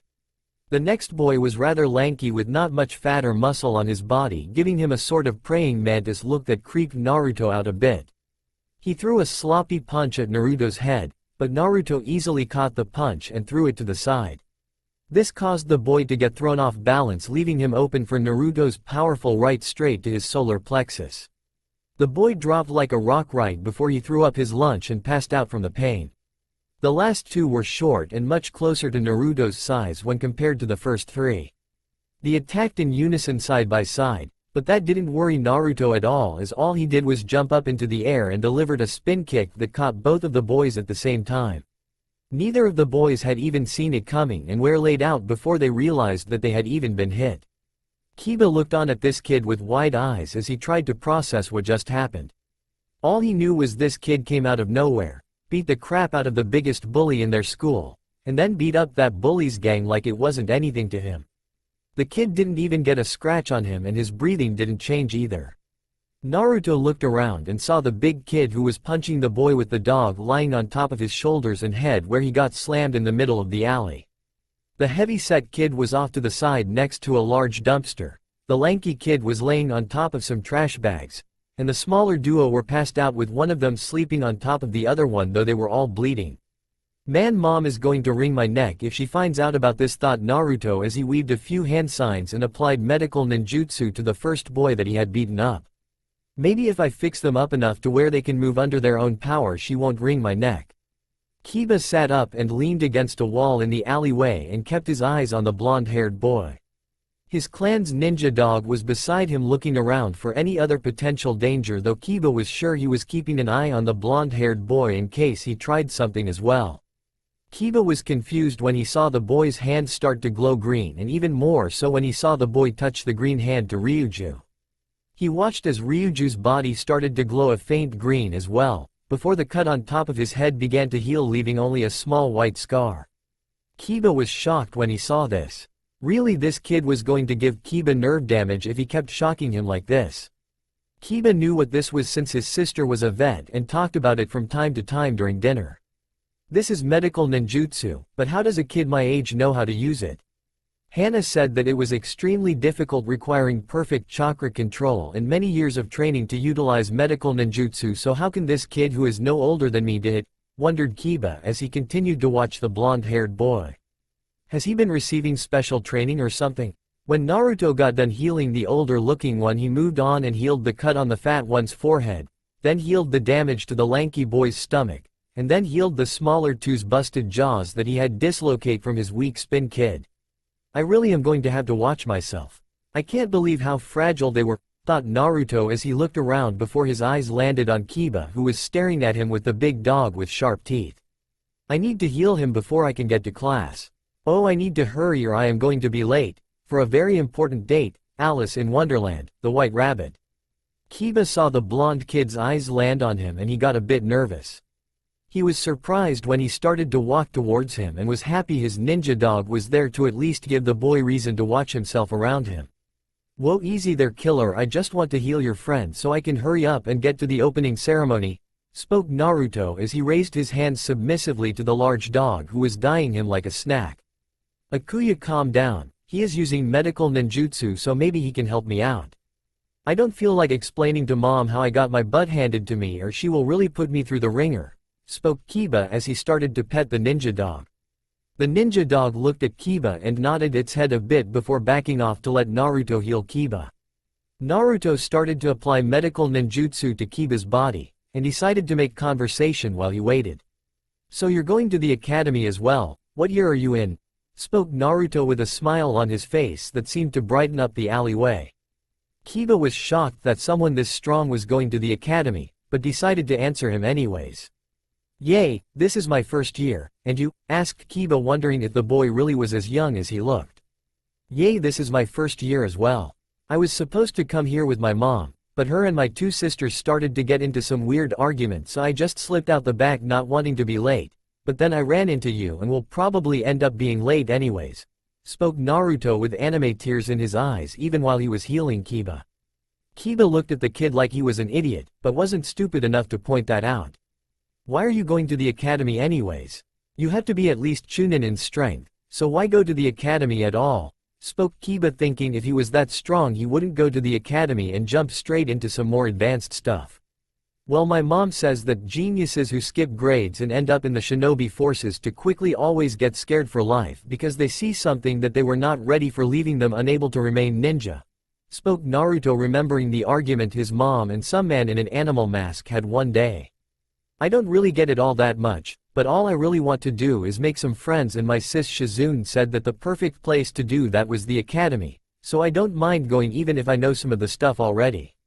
"Wait, you don't have any friends either?" spoke Kiba, surprised that someone as cool as this guy didn't have lackeys hanging off of him left and right. "That is a bit surprising. Well, I haven't been allowed to leave my clan's compound very much because of my mom, so I haven't been able to make any friends my own age," spoke Naruto with a bit of a depressed tone. "Really, all I have ever done was hang out with my mom and sisters, or train, which is always fun to do. That is why I am so excited to go to the academy." Kiba nodded his head, understanding where Naruto was coming from. "Yay, I know what you mean. My mom is way too up in my business for it to be normal. All she wants me to do is do chores or get in touch with my inner animal, and yet she won't even tell me what I am supposed to do," ranted Kiba, remember all of the crap his mother had said. "I mean, how am I supposed to do that when I don't even know what that is?" Naruto nodded his head, seeing how that could be a problem. "Well, it seems we both have some troublesome mothers, don't we?" spoke Naruto with a smile on his face as he stuck his hand out for Kiba to shake. "My name is Naruto, and yours is?" "Oh yay, sorry I didn't introduce myself before. My name is Kiba Inuzuka, a member of the Inuzuka clan and a first year at the Leaf Academy," spoke Kiba with a smile on his face. "I am going to be the rookie of the year, and I don't care how much training you already have." Naruto nodded his head as he and Kiba began to walk towards the academy together as they talked. "What is a rookie of the year? I don't get what it is supposed to be," spoke Naruto as he scratched his head, feeling he was missing something that should be important to him but wasn't. Kiba looked over at Naruto with a shocked look on his face, not understanding how Naruto didn't know of the Rookie of the Year award. The Rookie of the Year award is an award that they give to one student in each of the years, proving that he was the best of that year compared to his peers. "It basically means you are the best in your class," finished Kiba with a grin on his face, expecting Naruto to challenge him to the award or something like that. "Oh, that sounds interesting, but I don't really care about getting awards. I just want to have a good time is all," spoke Naruto with a smile on his face as he enjoyed talking to someone his own age for once. He loved his family, but sometimes you need a change of pace, you know. "What? How can you say that? With your skills you could easily win the awards hands down." "Well, that is until I really start to get into my training," spoke Kiba as he puffed up his chest again. He didn't even notice that the ninja dog that was with him was now gone. "Maybe, but what would be the point?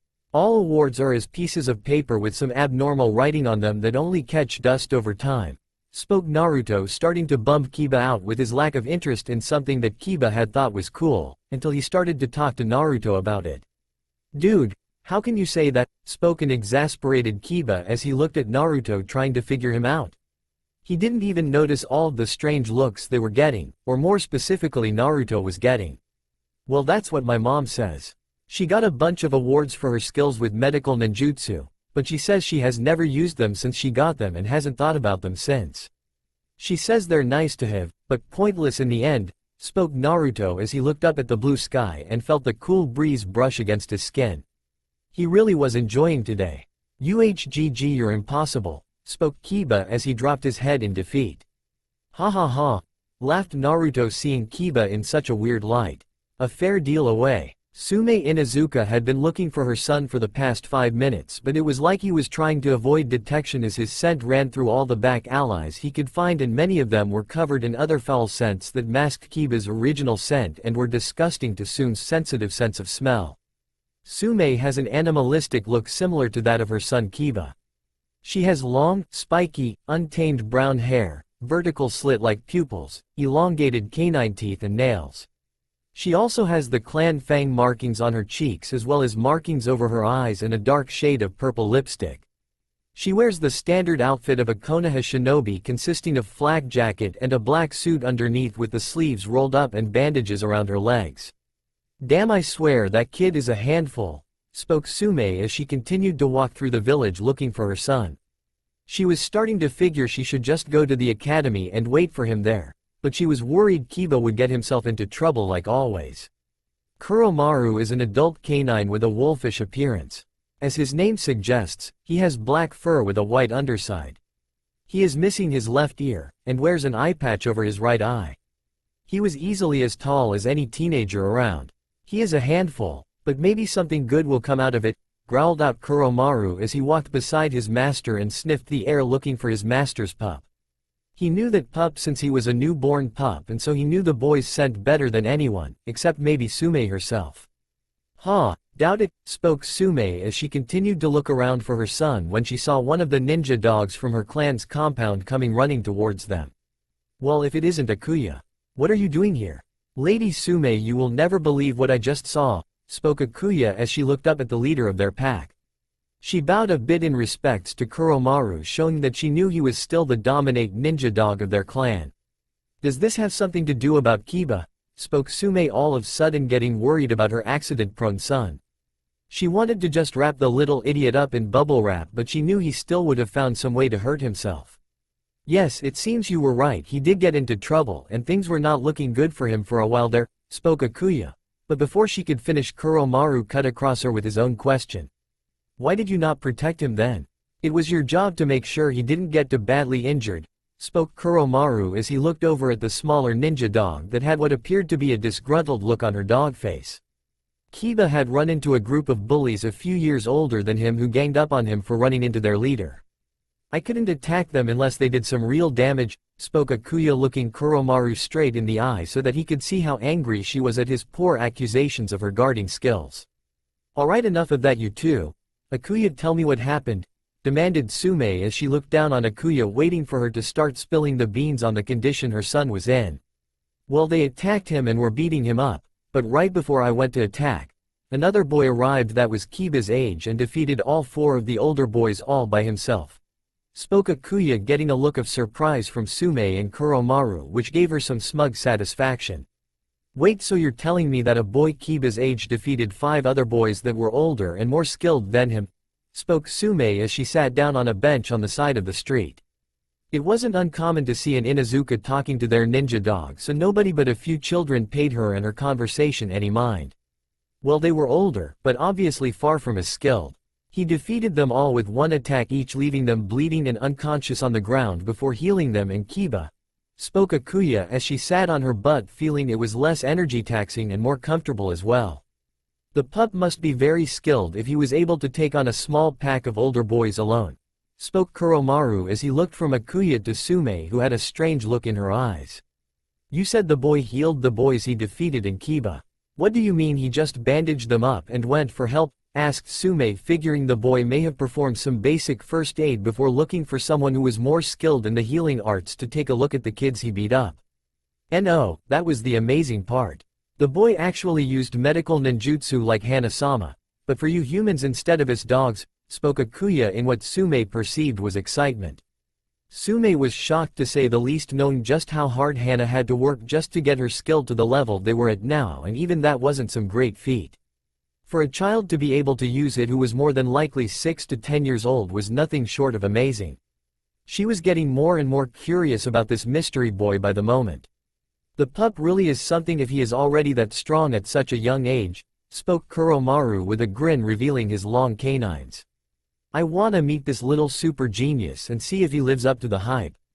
Kuromaru, you don't need to go about scarring children, spoke Sume as she looked off into the distance with a strange look on her face. Strong, the same age as Kiba, skilled in medical ninjutsu, could he be her son? I have been hearing so much about, wondered Sume as she was brought out of her thoughts by Akuya. He really was amazing, and the best part is I think Kiba may have made his first friend, spoke Akuya, but then she said, and don't worry, he isn't following the boy around like a lost puppy if that was what you were thinking. Kuromaru nodded his head, happy that Kiba wasn't letting someone else lead him. It wasn't good for his status in the Inuzuka clan, to say the least. Kuromaru was having his own thought about what was going on, but his master seemed to have something to ask Akuya, so he stayed quiet for now. Akuya, do you know who this mystery boy is? Asked Sume as she looked down on Akuya with expecting eyes, like she was waiting for something to happen. Yay, he said his name was Naruto, spoke Akuya, seeing Sume's eyes almost telling her to continue. He didn't give a last name though, finished Akuya. Huh, I wonder why the brat didn't tell Kiba his last name, spoke Kuromaru as he figured the boy was just being a bit too secretive for his tastes. Maybe he doesn't want any fans following him around, spoke Sume as she stood up and began to walk towards the academy. Why would the boy have fans? Asked Akuya as she walked alongside Sume's left side. That boy, if I am right, is basically royalty in this village, spoke Sume as she jumped up on the roofs, quickly followed by the two ninja dogs. Sounds interesting, spoke Kuromaru as he walked alongside Sume's right side. Sume didn't say anything after that and just bolted towards the academy, hoping to find her son soon so that she could give him an earful. With Naruto and Kiba, Kiba sneezed a bit, which caused Naruto to bless him and to see if he was okay. After Kiba cleaned out his nose a bit, which Naruto found was weird, he sniffed the air for a moment before sighing, which Naruto found weird again. I don't know this for sure, but I think someone is talking about me, spoke Kiba as he looked around him. Anything good? Joked Naruto with a smile. Jerk, spoke Kiba as his shoulders slumped. Whoa, spoke Naruto as he looked forward, seeing the academy coming into view along with lots of other kids and their parents. All were wishing them the best of luck in following their dreams of becoming great ninja one day. Wow, this is awesome, spoke Kiba as he ran forward with Naruto close behind. Not far away, Kushina, Tsunade, and Shizune were walking around the courtyard where all of the other parents were wishing their children the best of luck, hoping to find Naruto, but oddly they hadn't been able to find him yet. They found it weird since they were sure he ran off at top speeds to get to the academy, so he should have already been there. Damn it, this is starting to piss me off, spoke Tsunade as she ignored more people who tried to walk up to her and kiss her ass. She really wasn't in the mood for false niceties and just wanted to find her son as soon as possible.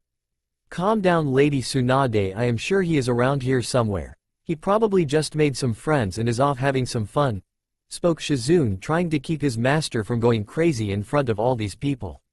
She knew Tsunade was worried about Naruto, and in all actuality so was she, but they couldn't afford to let their emotions rule them right now. Maybe he already went inside, spoke Kushina as she looked up into the windows of the academy where the classrooms were, hoping to see a blonde-haired boy, but to her disappointment she saw nobody who even resembled Naruto. Found you, came a voice from behind Tsunade, Shizune, and Kushina that had a unique tone to it. Tsunade wasn't in the mood and turned around to snap at whoever it was that was trying to brown-nose her, but was shocked when she came face to face with Sume Inuzuka. Sume, what are you doing here, and why are you looking for me? Asked Tsunade, knowing that Sume wasn't the type to play the political game, and was actually an honest person who wanted what was best not only for the village and her clan, but for others as well. My son is starting his first year at the academy today, so I was going to wish him the best of luck, but we kind of got separated for a bit, spoke Sume with a smile on her feral face. The reason I came to you was because I figured he would be with your son Naruto. All three of the girls were confused by what Sume meant, so Kushina figured she should ask what was on everyone's minds. Why would you assume Naruto was with your son, and why do you think they would be with us? Asked Kushina, trying to figure out whatever it was that they were missing. Sume looked surprised by the question and took a quick look around before looking back at them with a confused look on her face. Strange, I was sure that it was your son who helped my son out if what Akuya said was true, spoke Sume as she looked around for another minute. That is strange, but if Kiba is not with your son, Then where is your son? Naruto ran ahead of us because we were having a heated discussion about personal matters and we haven't been able to find him since, spoke Tsunade with a sharp look in her eyes. What is all this about Sume? So maybe it was your son who helped mine out with those bullies earlier, spoke Sume, but then she saw the expecting looks on all three of the girls' faces and decided to elaborate. Earlier Kiba ran off with one of the ninja dogs from my clan named Akuya, but he got himself in some trouble with some bullies from the school. He was saved though by a blonde-haired boy who fits the description I heard about your son and assumed it was him. Akuya said that they walked off together talking like old friends, so I assumed that they would have ended up with you three eventually. Tsunade was so mad that her knuckles started to pop. That boy of mine leaves my sight for 10 minutes and is already getting into fights. I will have to teach him to pick and choose his battles from now on, thought Tsunade, not even thinking about how strong Naruto was compared to even an experienced genin. Kushina was relieved that Naruto was alright since she had been having flashbacks the more time they spent looking for him about when Kumo Ninja tried to kidnap her when she was smaller and feared that maybe the same was happening to Naruto. It is good he is safe, and I am glad he helped Tsun's son out, but that boy is too noble for his own good. He could get hurt like that in the future one day, thought Kushina with a worried tone in her mind. Naruto is such a good boy. I am sure he will win more than a few hearts in the academy with that kind of attitude, thought Shizune as she sighed in relief knowing that Naruto was alright. She wondered how Tsunade would take Naruto dating, especially after their argument earlier, but decided to put that off until it was needed. Looking around, Shizune saw that her master and Kushina were lost in thought, so she decided to ask her own question. So Naruto helped your son deal with some bullies and you were able to figure out it was Naruto just by his appearance? Asked Shizune, figuring that Naruto was distinguishable with the markings on his face, and the bright warm color of his hair and eyes, but still that was a stretch of the imagination to think that Naruto was identified with just his features since Tsunade rarely let him leave the compound, fearing he would be abducted or assassinated by enemy ninja. Sume smiled a bit, showing some fang in it as well. While there are not a lot of people here in Konoha who have hair as golden as the sun and eyes as blue as the azure sky, it was his skills with medical ninjutsu that really caught my ears, spoke Sume as she looked down at her ninja dog and pet him a bit. Akuya said that the boy was able to heal all 5 of the bullies that he easily defeated with medical ninjutsu, that the boy did almost like it was second nature, along with my son who must have had some cuts and bruises as well. I figured there were not a lot of children that young who would use medical ninjutsu with that much skill, unless they were a child of Tsunade Senju, that is. Shizune nodded her head, seeing the logic in Tsun's assumption that Naruto was really Naruto Senju, future clan head of the Senju clan, son of the famous Tsunade Senju, genius extraordinaire, as well as other things as well that had become rumors in the village over the years. So if Naruto and your son are all right, then why are they not here? Spoke Tsunade, getting back to the topic that had kept her in such a foul mood since she left her clan's compound. He is now, spoke Kuromaru as he looked over towards a tree that was in the center of the courtyard just as a blonde-haired boy appeared carrying a brown-haired boy with him.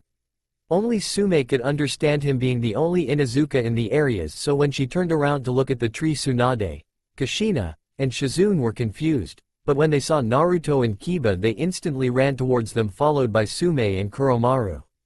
With Naruto and Kiba, Kiba was shocked to say the least, and a bit dizzy, when Naruto had grabbed him when they had entered the courtyard of the academy and then disappeared in some kind of spinning leaf vacuum, only to appear standing in a tree a few moments later. Dude, what was that? Asked Kiba, trying to keep his eyes focused on one target so he wouldn't get motion sick and throw up in front of all the other kids and their parents. That would totally ruin his representative for the rest of his life. What? Haven't you ever traveled using the leaf style body flicker technique before? Asked Naruto, thinking that would be common for a ninja family after all. I haven't ever even heard of that jutsu, let alone experienced it, spoke Kiba as he looked down and noticed that they were high up in a tree. Dude, why are we in a freaking tree this high up in the air? I wanted to get a good view of the area, duh. Why are you so worried about it? Just use the wall walking exercise on the tree and you won't fall down, I promise, spoke Naruto as he continued to look around the village and academy, feeling so excited. The wall walking, what? Asked Kiba, not understanding what Naruto was saying. Really, it was like this kid was speaking a second language sometimes. Naruto went to say something, But then he heard someone yell, "Naruto, don't move or I promise you will regret it," coming from below that sounded awfully like his mother. When he looked down he saw his mother looking up at him with terrifying eyes. "I am so screwed," spoke Naruto with a sad voice. Kiba heard him right before he heard, "Kiba, we are going to have a long talk when you come down," and was terrified to see his mother looking up at him with those slanted eyes of hers. "Who is that?" asked Kiba and Naruto at the same time when they looked at the other's mother and then each other at the same time as well. "My mother," they both said before their heads dropped comically. "Yuta, spoke Kiba and Naruto at once. "Yeep," was all they said as their mothers started to come up the tree with determined looks on their faces. "We're dead," was all Kiba could say looking down at his mom. "Without a doubt," spoke Naruto waiting for whatever was to come. Inside of the Uchiha clan was a large group of Uchiha who ran their clan and decided on its future. They had decided that they needed to talk about Tsunade Senju's son and how he would affect their standing in the clan. "Who would have suspected that Tsunade Senju would have a child," spoke one of the elders. "This could ruin our already poor standing in the village." Another Uchiha looked at him with an annoyed look before saying, "How many times are you going to say that? Ever since the boy was born all you have done was complain about the child, Tsunade, and the Senju clan as a whole." The elder looked over at the younger Uchiha with an angry look on his face. "I cannot help it. That boy could single-handedly revive our rival clan should he be given the chance," spoke the elder. "It sickens me to think that the Senju may make a comeback. Regardless of what we want or believe, there is nothing that we can do about the Senju or their members," spoke Fugaku as he sat in the center of the congregation. "I am more worried about our own position in the village being challenged now that this boy has started his ninja career." "What do we know about the boy?" asked one of the elders as he looked over at Fugaku. "Not much, I am afraid. He was born to Tsunade Senju and Ken Uzumaki, both highly skilled ninja, and both are from nearly extinct yet powerful clans," spoke one of the elders.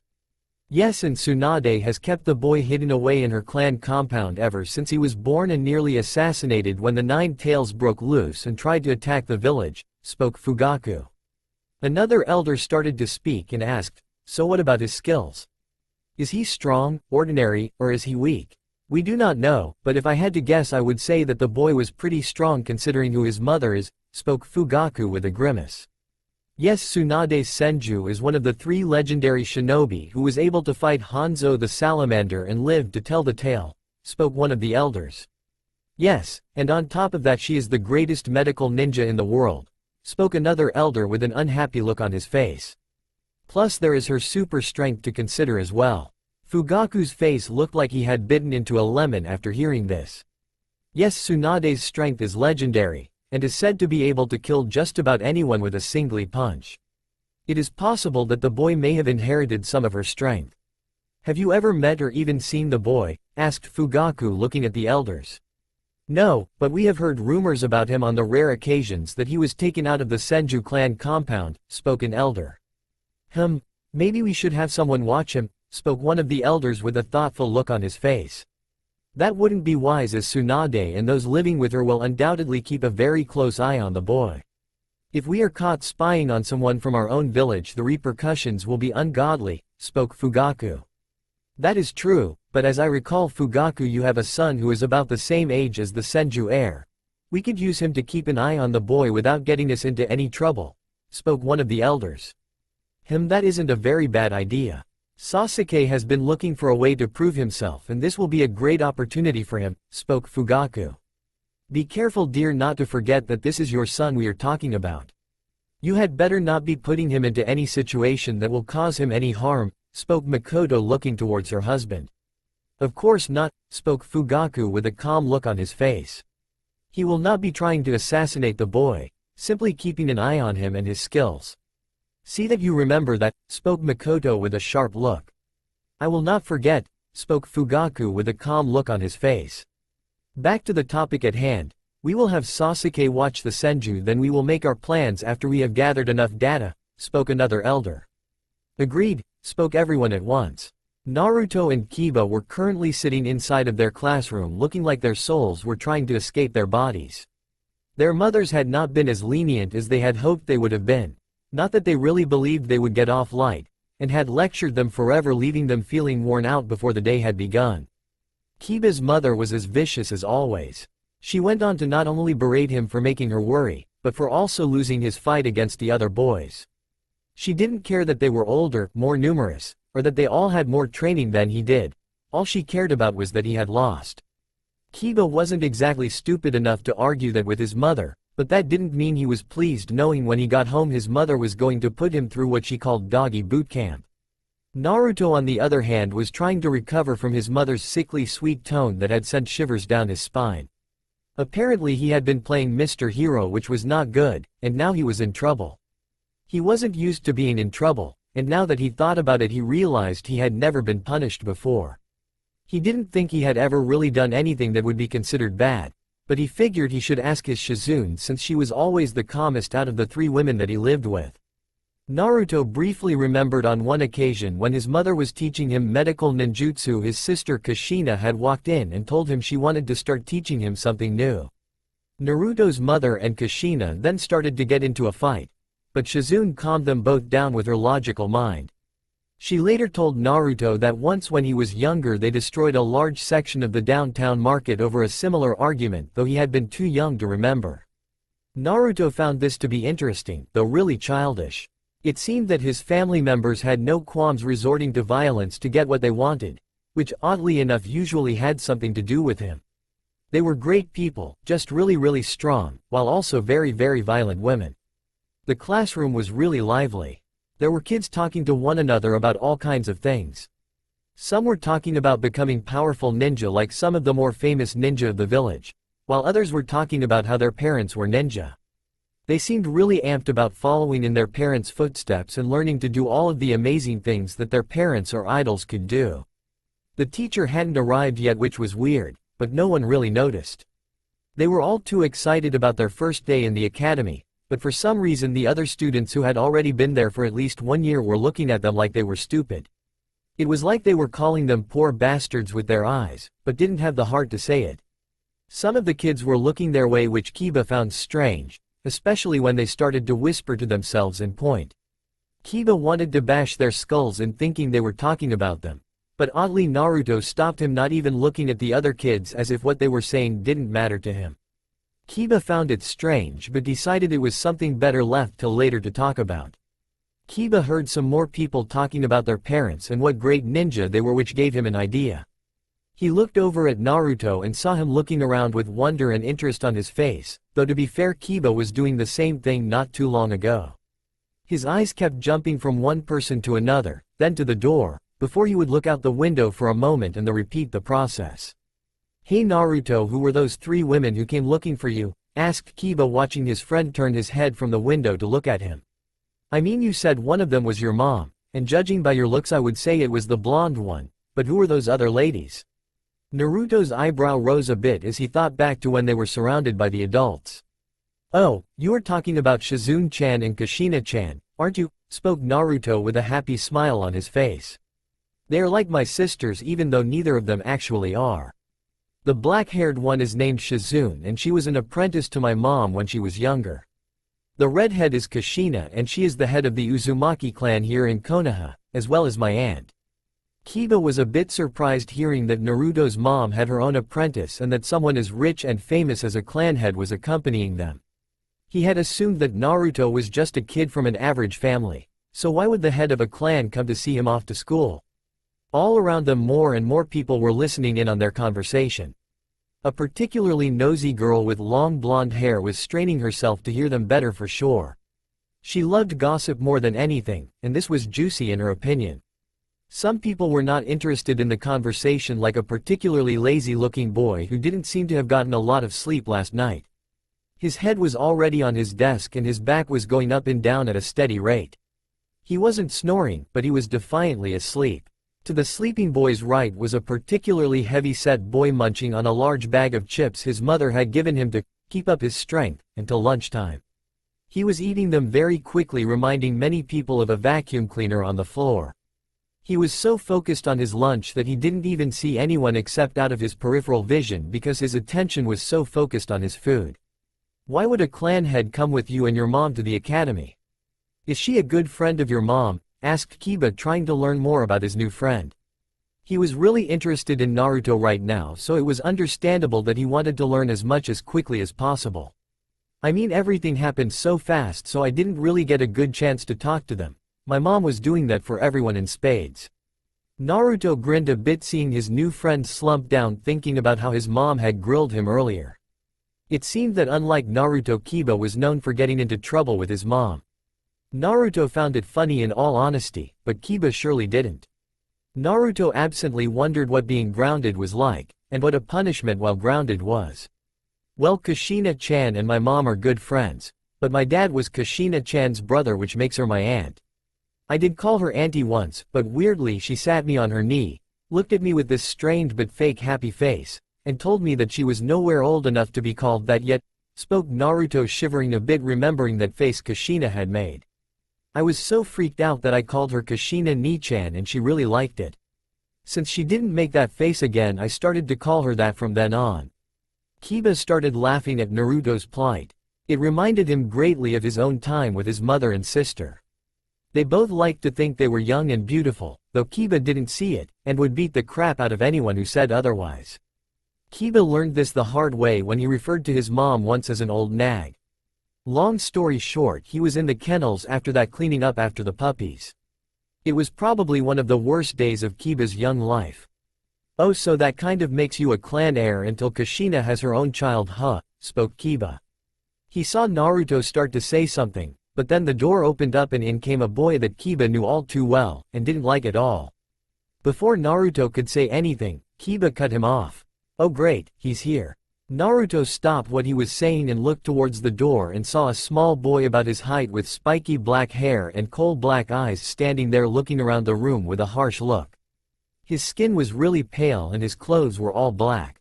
There was something about the boy that made Naruto feel as if he should know him or something like that. Naruto looked over at Kiba to see Kiba's fangs showing slightly. It was obvious that he didn't like the boy at all. Who is he? Asked Naruto, snapping Kiba out of his stare. When Kiba looked over at Naruto, his face was still far from happy. I am guessing you two have some previous experience with one another? Kiba snorted a bit before looking back at the little kid who seemed to be looking for something. That is Sasuke Uchiha, one of the clan heirs to the Uchiha clan, and a real prick, spoke Kiba, not noticing the shocked look on Naruto's face. What, it is true. Naruto looked down at the boy with a shocked look on his face. If there was one group of people, besides maybe the Shimura clan, it was the Uchiha clan that his mother had tried to keep him away from the most. She didn't have anything good to say about them, and oddly neither did Kushina, who was usually a kind and happy person willing to accept just about anyone, though she didn't dislike them to the levels that Tsunade seemed to.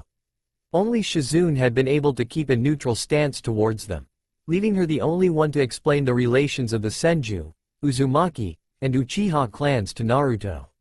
She told Naruto about how competitive the Uchiha clan and Senju clans were with one another, and how much they hated each other. The clan wars were particularly interesting to hear about since Naruto hadn't known just how powerful his clan had been until then. No wonder their libraries had so many interesting and unique techniques inside of them. The legends revolving around Naruto's great-grandfather, Hashirama Senju, leader of the Senju clan, first Hokage, and Madara Uchiha, leader of the Uchiha clan, were nothing short of amazing. Naruto didn't know which one he thought was cooler, his great-grandfather's wood-release ninjutsu or Madara Uchiha's amazing ocular abilities. Obviously his great-grandfather won, so maybe wood style was superior, or maybe his grandfather was just something special. From what Naruto had learned from his mother, and from the scrolls inside of their clan's compound, the chance of someone activating the Sharingan was low, being about 10% of the Uchiha in the Uchiha clan actually were able to awaken their clan's dojutsu. Then they had to train it up, before they had to do something that Naruto was unsure of to get to the next level in their ocular abilities. Naruto saw this as way too troublesome, as his great-grandfather's wood release just had to be mastered like any other elemental bloodline, but it was just really powerful on its own. For these reasons Naruto saw the wood release as a better bloodline than the Sharingan, but the Sharingan was still an amazing Kekkei Genkai.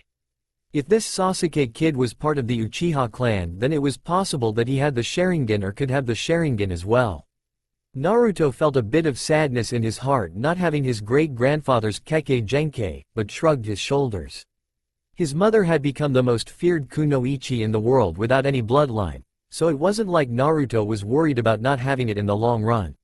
"Wow, the Uchiha clan is a really powerful clan here in Konoha," spoke Naruto, getting an annoyed grunt from Kiba as he watched the boy get angrier and angrier as he looked around the room. "I wonder what he is looking for." Kiba noticed the way Sasuke was looking around as well, but just flared his nostrils as he snorted his nose. Probably expected there to be a round of applause when he walked into the room. "Damn jerk, he was one when we were younger and I have no doubt he is one now." Naruto was surprised by how violent his friend was being all of a sudden. "What do you mean back then? Did you meet him in the past?" Kiba's brow crinkled as his forehead seemed to slump over his eyes for a moment. "What, he beat you up or something?" He wishes. That little punk is just a brat is all." Seeing that Naruto was obviously not satisfied with that answer, he elaborated. "When I was younger, my mother took me down to the park to play with some of the other kids. When I was there, I ran into Sasuke Uchiha and his brother Itachi Uchiha, who were playing there as well." Kiba just stared at Sasuke with unblinking eyes, hoping to catch the boy's eye if they passed over him. Long story short, he started to brag about his clan and how strong his brother was until we got into a big fight. Before anything serious could happen, his bother broke us up and my mother appeared out of nowhere in that jutsu you used earlier. After that we have been enemies ever since." Naruto just looked at his friend with a deadpanned expression on his face as he thought of how childish that was. He didn't want to say that to Kiba, since Kiba seemed to be quick to the trigger, but that didn't mean he was going to let Kiba's opinions of Sasuke affect his own. That day when Sasuke woken up, he knew that he was on a mission. He felt like this was his moment to prove to his dad that he had worth just as much, if even more than his older brother Itachi. He was going to show the world the Uchiha might, and he was given the perfect chance to do so by the heavens. It was no secret that the heir of the Senju clan was going to be attending the academy this year. Many were happy about this, but the Uchiha were not. They, like many others, had assumed that the Senju clan were going to die out with Tsunade, so it was a real shock to their systems when Tsunade gave birth to a son, the worst gender in the Uchiha's opinion for the Senju to have. With a son, repopulating the Senju clan would only take 2 or 3 generations if they were smart about it, but with a girl it would take a fair deal more, since unlike men, girls actually have to carry the child, not just spread their seed around. This left a really bad taste in the Uchiha clan's mouths, which really was pissing them off. The Uchiha clan figured that they were done with the Senju clan and that their rivalry had finally come to a close with them victorious, but it seemed that they were wrong. The Uchiha clan didn't like the possibility of the Senju taking their place as the strongest clan in Konoha, but there wasn't much that they could do about Tsunade or her son. In the end, there was only one logical solution to their problems. That solution was to prove to the entire world that the Uchiha clan was better than the Senju clan by having a member of the Uchiha clan outclass the member of the Senju clan in everything that he did. This would not only bring them fame and fortune, but they would be able to rub it in the faces of their lifetime enemies in the Senju clan. Fugaku wished for the first time in his life that Itachi had been born later than he had. If Itachi were the one entering the academy with the young Senju, he was sure that he would outpace him every step of the way, just like he did everyone, but alas, that just wasn't meant to be. This meant that the mission fell upon his youngest, and a most ignored son, Sasuke. He now regretted not training Sasuke in a more active role like he probably should have, but these past few months had been good on the boy, helping him improve his skills, so maybe he wouldn't disappoint him. He would have trained Sasuke more just to combat the future Senju clan head, but he didn't know if the boy would be placed in the academy early to get stronger faster, or if he would even enter the academy and just get home trained by his mother, the arguably second strongest ninja currently in the village right now. Sasuke had eaten a hearty breakfast that morning and had been walked to school by his big brother Itachi. The whole way he had searched the streets looking for anyone who looked like a possible Senju. His father had told him about how uncouth they were, and who his mother was, so he was looking around for anyone who matched both of these descriptions. What he hadn't known was that Itachi took him to the side of the academy that he knew the Senju wouldn't enter from. The Senju were on one side of the village and the Uchiha were on the other, with the academy being in the middle. This way he was sure that Sasuke wouldn't be able to make a scene and embarrass them while on the way to the academy. After Itachi dropped him off, Sasuke went searching all over the academy looking for this Senju heir that everyone was talking about. Several people tried to talk to him since he was the prodigy's little brother and they believed he would be one too, but he ignored them to keep to his mission like a shinobi should. Soon he realized that the Senju must have already gone inside and quickly ran through the academy looking for him. He checked everywhere, the cafeteria, the advanced classes, the teacher's lounge, but no matter where he went he still couldn't find the future of the Senju clan. Eventually he figured the boy must have been in his classroom, as it was the only place left to look. Sasuke ran as fast as he could, thinking that once again fate had smiled upon him. Now it would be so much easier to outshine this Senju being in the same class as him and all. When he got to his classroom he threw back the door and entered just as fast. The first thing he did was start to look around the room. He noticed that there were a lot of people looking at him, but none of them matched the description that he had been given. He saw Kiba out of the corner of his eye but didn't even turn to look at such a mongrel. It was definite the future leader of the Senju clan would grace a dog-breath loser like Kiba with his presence any day of the week. Sasuke went to say something, but then he felt someone tapping on his shoulder. He turned around thinking it was the Senju, but then saw that it was someone much older. The man was about in his early 20s and had a green flag jacket on, meaning he was at least Chunin in rank. Could you please take your seat now?" spoke Iruka as he looked down at Sasuke, who seemed ready to attack anything that moved. Iruka raised an eyebrow in confusion, wondering why the youngest member of the Uchiha clan that was in his class looked so battle-ready. He looked around the class and saw that everyone else was looking at Sasuke oddly as well. Iruka just sighed, hoping that this wasn't a bad sign. Iruka had been really excited about teaching this year. He was going to get the privilege to not only teach the newest prodigy of the Uchiha clan, Sasuke Uchiha, but also he was going to be teaching possibly the boy who would be recreating the Senju clan, Naruto Senju. These two were the focus of the entire village right now, and many people had great expectations for these two boys. Iruka was feeling the pressure as well since these two boys would be training with him, which meant that he was going to be expected to teach not only them, but the entire class to the utmost of his ability. With this on his back, Iruka had spent countless sleepless hours trying to come up with the perfect curriculum to use for this class's future. Many of his friends had come up to him talking to him about what he thought about training two future ninja who would have such an influential role in their village's future, which he responded to with a few shots of sake and a migraine in the morning. He really didn't need people reminding him just how much these two boys mean to their village, as it just stressed him out further. All in all, Iruka wanted to meet Naruto Senju the most. He had been a big fan of Naruto's mother when he was younger and even considered becoming a medical ninja, though he later realized his true calling was in teaching. She had saved so many lives and some of them had been his close friends that it would have been hard for him not to idolize her. He wondered if Naruto had taken after her or one of the other women that he lived with. The thought of Naruto acting like anyone but Shizune was a scary thought. It was no secret that Naruto was going to be trained personally by his S-rank Kunoichi mother as he grew up, which meant he was probably a cut above the rest when compared to the other students, so if he had Kushina or Tsunade's legendary rage then they were all screwed.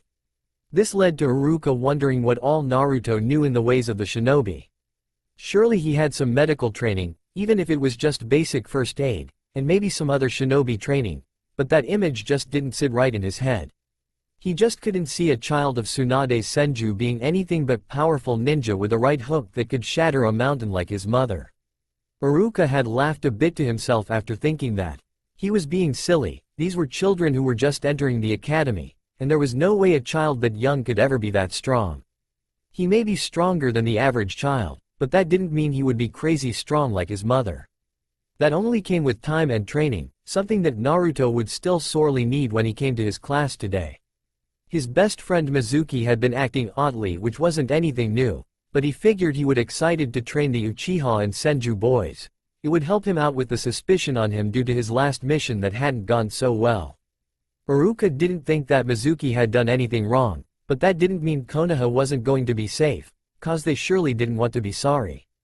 Eventually Iruka entered the classroom only to almost run into a black-haired boy with matching colored eyes. Iruka noted the basic stance the boy got into when he got startled and smiled a bit, thinking that he was already starting to show promise. "Alright, please sit down," spoke Iruka as he looked down towards Sasuke. Sasuke wasn't pleased, but he could tell this person was in charge, so he said, "Sure," before walking to the second row that was still empty and sat down. Iruka walked to the center of the classroom when he saw that everyone had found a seat and were giving him their undivided attention. He smiled a bit, hoping to set a good example on the first day for his newest class. "Good afternoon, class. My name is Iruka Amino, and I will be your sensei from here on out until you graduate from this academy," spoke Iruka in a calm yet firm voice that had all of the students eyeing him closely. "I am currently ranked as a Chunin instructor, and I have been a teacher for 2 solid years, with this being the start of my 3rd, so there should be no reason to doubt my teachings or question my ability to teach you." The entire class was happy to have such a good teacher, though only a few knew where the rank of Chunin actually sat in the hierarchy system of Konoha. Some of the students were already getting antsy, while others were starting to feel the pressure. Iruka slowly began to walk back and forth in front of his desk with slow steps, using hand gestures to emphasize what he was saying. "Now the first thing I am going to do is call roll. There were 32 people assigned to my class, so I need to know who is here, who is not here, and who should not be here," spoke Iruka as he pulled out a clipboard from off of his desk. "Please be patient as I call out the names on my roster. The quicker we get through this, the faster we can move on." The sound of feet sliding across the wood floor or the rhythmic tapping of feet on the floor could be heard from all over the room. It was like no matter what Iruka did, the students would treat it like it was a big deal. This would surely wear off in time when they realized that no matter what the school taught, school would always be school. "Amy," spoke Iruka as he looked into the crowd of students. "Here," called out a young girl with light brown hair. "Taku," spoke Iruka, remembering that name from somewhere. "Right here," spoke a somewhat tall boy with multicolored eyes. "Mei," spoke Iruka, reading off the next name on the list. "Here, sensei," spoke a little girl with long light brown hair who was sitting on the front row. "Kiba Inazuka," spoke Iruka, though he wasn't expecting the loud shout to come ringing through the classroom. "Right here, sensei," shouted Kiba as he jumped out of his desk with a big grin on his face. He was soon hit in the head with a piece of chalk that Iruka threw from the other side of the room, which got Kiba right on the forehead. "OW sensei, that hurt." Kiba was surprised that their teacher had been able to throw that piece of chalk with such precision from that distance, but figured that ninja of Konoha were world famous for a reason. Naruto chuckled a bit, seeing his friend rubbing his forehead before getting a light punch to the arm from Kiba. "Hey, don't laugh," whispered Kiba as his face turned red a bit. "Sorry, it was just so funny," spoke Naruto as he held his sides, trying to keep himself from laughing. He got a swift kick to the side of the leg by Kiba, who was still unhappy looking. "Alright, I will stop laughing." With that, Kiba snorted a bit but went back to listening to the names being called out. Iruka had continued to go through a few names before he called out, "Shikamaru Nara," though there was no response. "Is Shikamaru not here?" asked Iruka as he scanned the classroom before his eyes landed on a brown-haired boy who was asleep. His friend was nudging him in his side, trying to wake him up, but it wasn't working.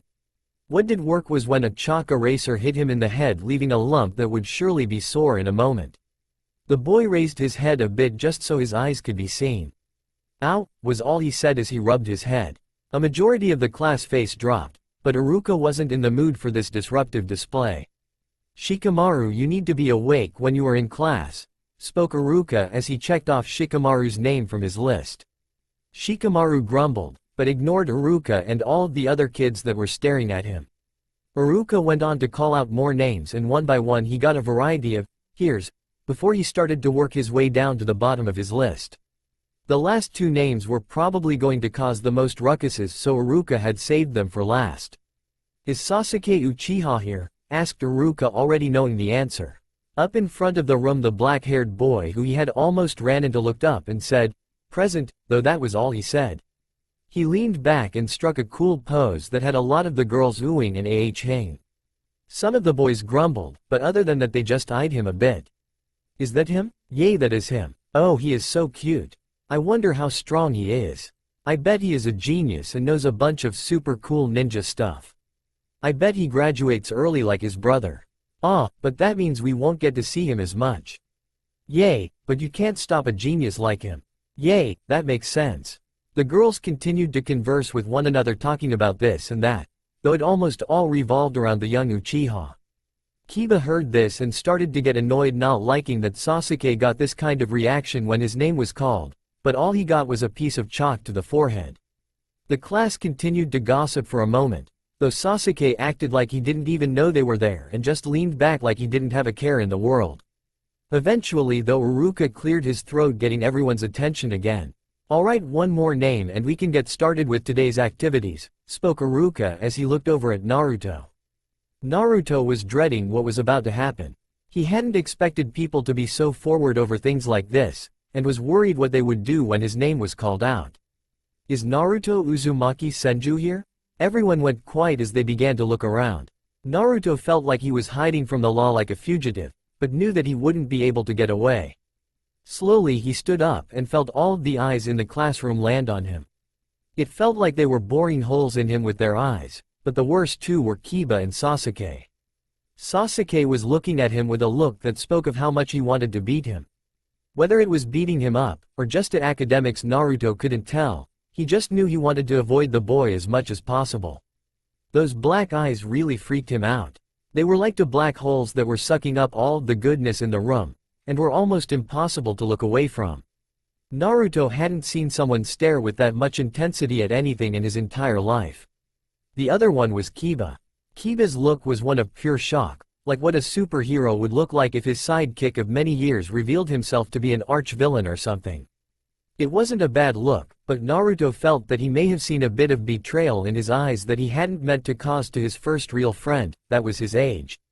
Naruto didn't know what to say when he looked into Kiba's eyes, so he just looked away and over towards the teacher. "Here," was all Naruto could say, though it was said in a shy manner.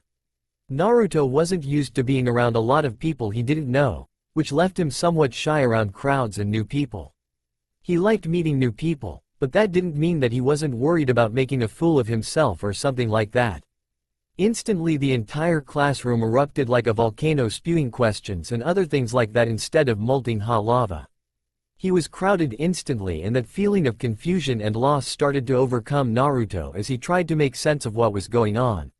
A blonde-haired girl was in front of him asking him questions like, "What is it like being the heir to the Senju clan?" or, "How strong are you?"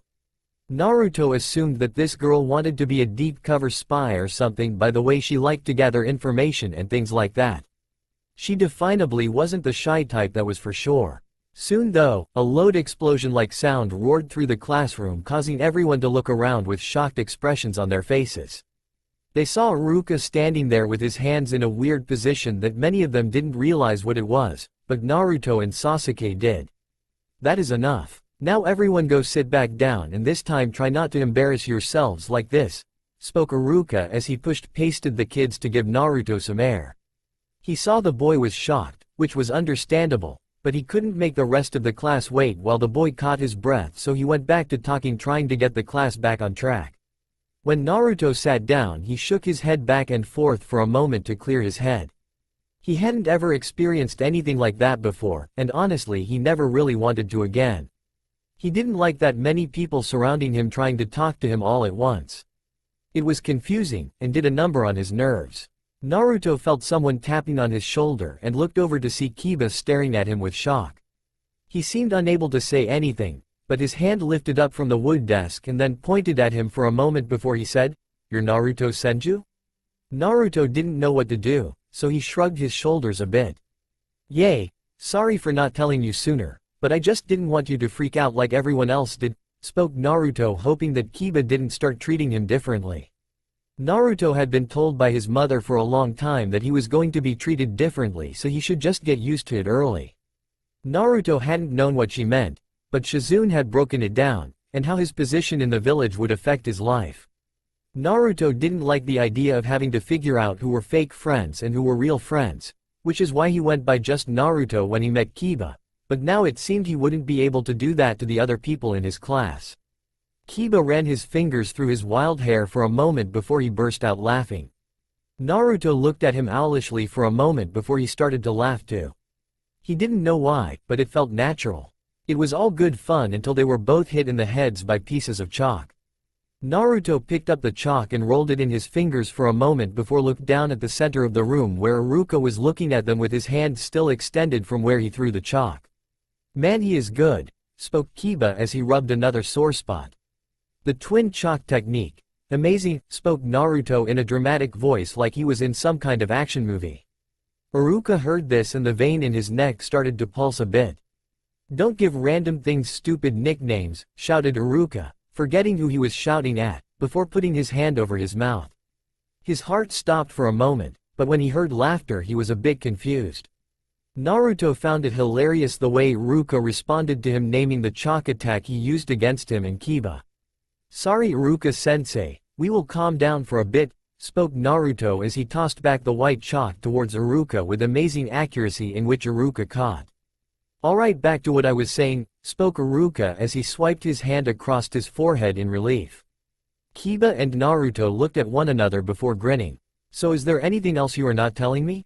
Perhaps you are actually the Hokage in disguise," spoke Kiba with a sinker in his tone. "No, but I am really good at eating a bowl of ramen. It seems to be a habit of the Uzumaki," spoke Naruto, thinking of the instant ramen packet that Kushina had tried to give him for lunch, until Shizune threw that idea out the window and handed him a bento with all kinds of good and healthy foods inside of it. I could go for some beef ramen about right now," whispered Kiba, not seeing the deviant look flash across Naruto's eyes as he grinned a bit. The grin made him look like a fox, but Kiba wasn't paying much attention as he had turned to watch Iruka as he drew something on the chalkboard. "Then let's go get something to eat," spoke Naruto as he stood up slowly, but Kiba grabbed him by the arm before he could get anywhere. "Dude, where are you going?" whispered Kiba, though there was a hint of shock in his voice. "I am hungry, so I am going to get some ramen from this great stand not too far away," spoke Naruto as he removed Kiba's hand from his wrist and started to sneak away. "You can come with if you want." That was the last thing Naruto said as he snuck out of the classroom. Kiba didn't know what to say, but he was just thankful everyone was paying such rapt attention to Iruka that nobody noticed what they were doing. Kiba thought about it and realized he was already in trouble, so what was a little bit more going to hurt? He slowly stood up and began to walk out of the classroom, hoping that nobody saw him. Unfortunately, a certain bug boy noticed him leaving, as did a young blue-haired girl, but neither of them said anything as one didn't really care, and the other was far too shy to say anything. Later, Naruto and Kiba had snuck out of their classroom to go get something to eat. They had intended to go back to class as soon as they had gotten done eating, but soon were too caught up in having fun. They had met the owner of the ramen stand and his daughter, who was a bit older than they were, but soon they were all laughing and joking around like old friends. The stand was nice enough, had a variety of places to sit down. Like Naruto and Kiba, you could sit at the bar, but there was an entire side that was filled with booths and tables for people who wanted to be surrounded by whoever it was that was with them. Naruto and Kiba had thought about getting a seat over there, but after talking with the chief's daughter Ayame, they decided to stay at the bar and talk with her. They had been laughing it up, having a good old time, though Naruto had been burning through his allowance since he had unfortunately inherited his father's ravenous appetite as well as his insatiable love for ramen. Soon the ramen bowls started to pile up until they were stacked higher than Naruto was tall. Kiba's eyes were wide, never even believing someone could eat that much food. It was impossible since someone shouldn't be able to eat more than their own body weight, but it seemed Naruto was an exception to that rule. Kiba was worried about the bill though. There was no way he would ever be able to afford that much food with his allowance that he had already burned though half of. The owner was the same way. His eyes were the size of diner plates when he saw Naruto damn near inhaling the ramen he had made for him and began to make it much faster. He had his daughter cleaning the dishes while he made the ramen. He was actually worried he would run out of dishes or noodles with all of the food that the little blonde-haired boy was eating, but he could also see money signs in his eyes as well. Ayame was going crazy trying to figure out what was going on. One moment two kids walked into her father's ramen shop and started to order food like any other person, but then the blonde started to suck down the noodles like an endless vacuum. She was so shocked that she was running on autopilot for the first half hour trying to get her mind to play catch up with what was going on. In the back of her mind she was wondering why her father hadn't limited the boy yet. The amount of noodles he had eaten was obviously going to cause a large bill to escalate, so what if the boy couldn't afford to pay them? She knew that they could always bill the parents, but she didn't think her father operated that way.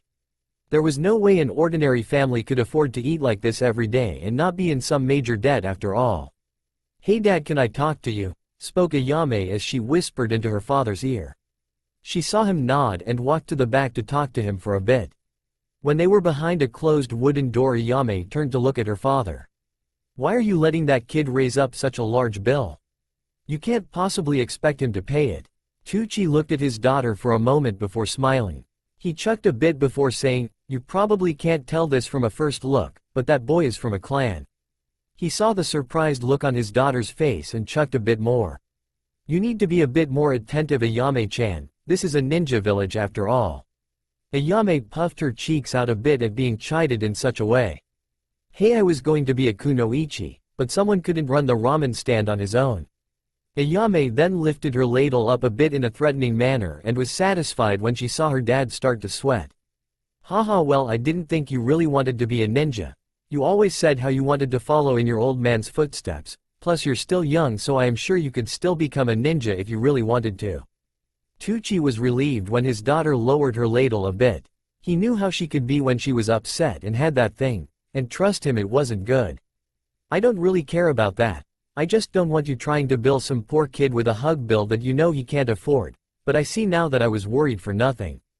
Ayame went to say something, but two girly screams came from the front room which shocked her and her father. "What was that?" "I don't know, but I will find out," spoke Tucci as he walked out of the back room. Bit earlier, Naruto was polishing off his last bowl when he saw the kind ramen chief and his daughter leave to go do something that he had no idea what was. He drank the broth before placing his bowl on the table and letting out an audible sigh of satisfaction from the full feeling he had in his gut. When Naruto looked over at Kiba, he nearly let loose a powerful laugh that would have freaked Kiba out had he done it. The look on Kiba's face was priceless, and for some reason Naruto knew he would remember it for the rest of his life. Kiba's face looked like it got smashed by the bottom side of a frying pan, then stretched out a bit. His eyes were bulging and his eyes were dilated as well. His chopsticks were halfway between him and his bowl of noodles, like it got stuck there when he saw what had shocked him.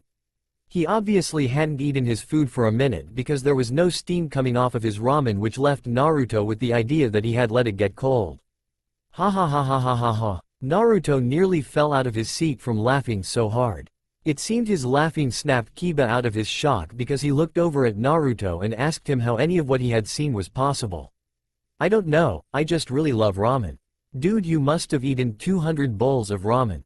That should be impossible even for an Akamichi," spoke Kiba as he put his chopsticks down to look at Naruto completely. "Yeah, I know, my mom used to tell me that she wanted to run some tests on me to figure out what happened to all of the ramen I ate," spoke Naruto as he took a sip of a glass of water that was beside him. "She eventually came to the conclusion that my body rapidly converted it to energy, thus making more room for more food."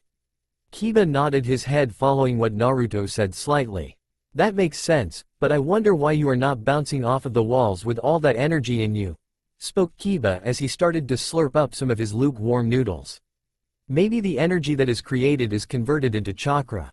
Chakra is energy, therefore the energy from the noodles could be adding to my chakra reserves," spoke Naruto as he whipped his mouth.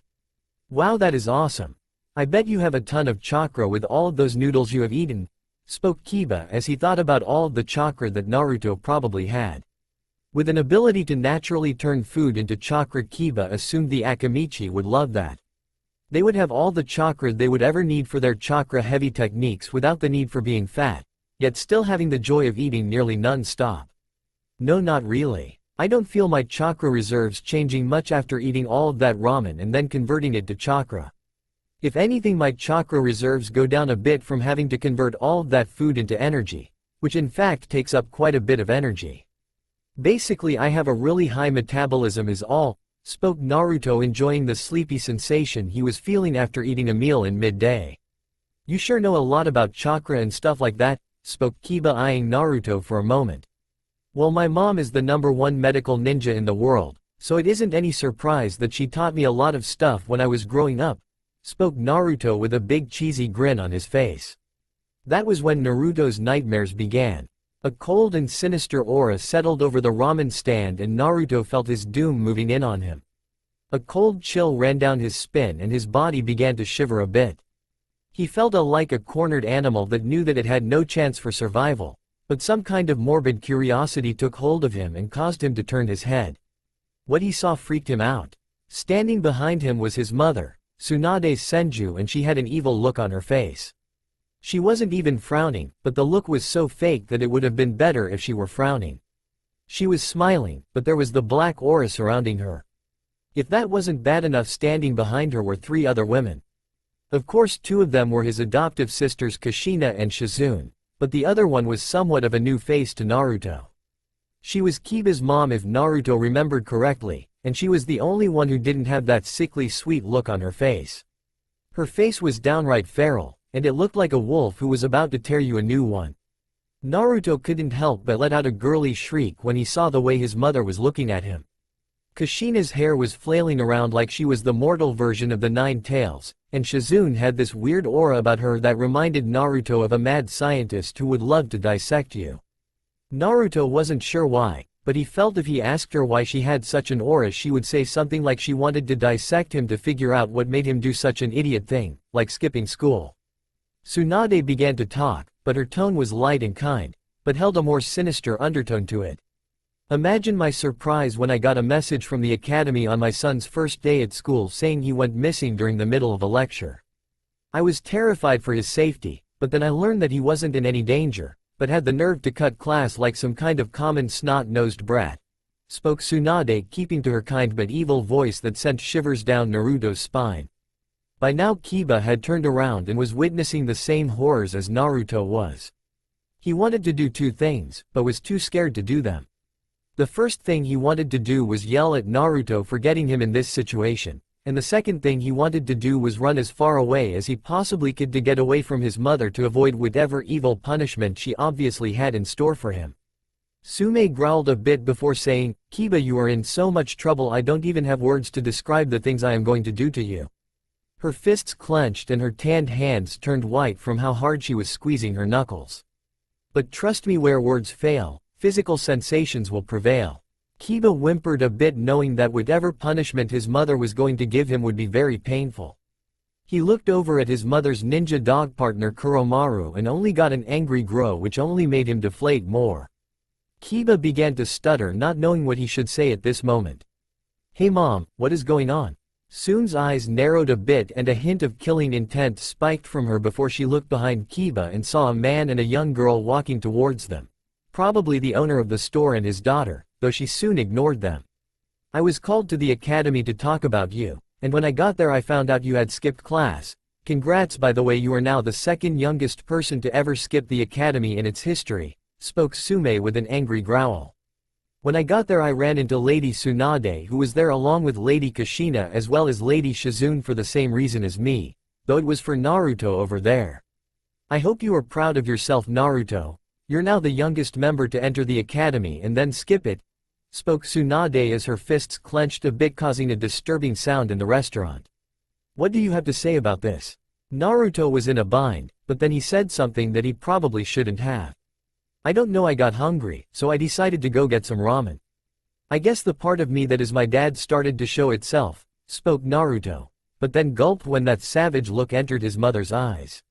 "Oh no, there is no way," but that was as far as Tsunade got before Kushina squeaked and rushed past her. To Tsunade's annoyance, she watched as Kushina started to cuddle the boy she was about to punish with the wrath only an angry mother knew. "Oh, you are so sweet, Naru-chan," spoke Kushina as she rushed forward and grabbed Naruto. She quickly picked him up and started to blabber on about this and that. "I remember when your father and I used to come here and have eating competition to see who could eat the most ramen, good times." Naruto saw Tucci in the background throwing up peace signs with a big smile on his face. He stopped when his daughter bopped him on his head though. In a moment of clairvoyance, Naruto came up with a great idea on how to save his and his new friend's hides. He looked over at Kushina, who was still talking about the time she and her brother ate so much ramen that they threw up and noodles actually came out of their noses. "Hey Kushina-ni-chan, could you tell me about my dad?" I don't really know a whole lot about him and I am sure me and Kiba would get a real kick out of hearing some of your stories about him, spoke Naruto. Like a light switch, Kushina grabbed hold of him with one hand and then Kiba with the other before walking off with them. She had a big grin on her face as she began to tell them about this and that or other things that she and her brother had done. Kushina, Naruto, and Kiba eventually were out of sight, but the rest were looking a bit owlishly at what had just happened. After the shock wore off, everyone was thinking the same thing. That sneaky brat. They realized Naruto had used Kushina's brother as a way to get him and his friend away from their angry parents. This meant they had time to cool down, and their punishment would be reduced greatly. That little brat using Kushina as a scapegoat, grumbled Tsunade as she sat down at the bar and let out a sigh. When he gets home I am going to give him a long talking to and straighten him out. My granduncle Tobirama Senju didn't have the academy created to have Senju making a mockery of it. Yes, but you have to admit it was genius. The boy used what he had on hand and his quick wits to get away from a dangerous situation. That is a good skill to have when you're a ninja, spoke Shizune as she sat down on one of the stools next to her teacher. Yay, and he was clever enough to escape with my son as well. That boy has a lot of potential as a shinobi. I will give him that, spoke Sume as she looked behind her and saw a glass of water. She grabbed it and smelled the rim of the glass. Detecting it was her son's scent and not some stranger, she felt it was okay to drink and did. I wonder how strong he is. Sume took a quick glance towards Shizune and Tsunade, who both avoided her gaze, but their reactions said much even if they didn't. Yay, I guess you're right, spoke Tsunade as she let off a deep sigh. I guess I could let him off this one time.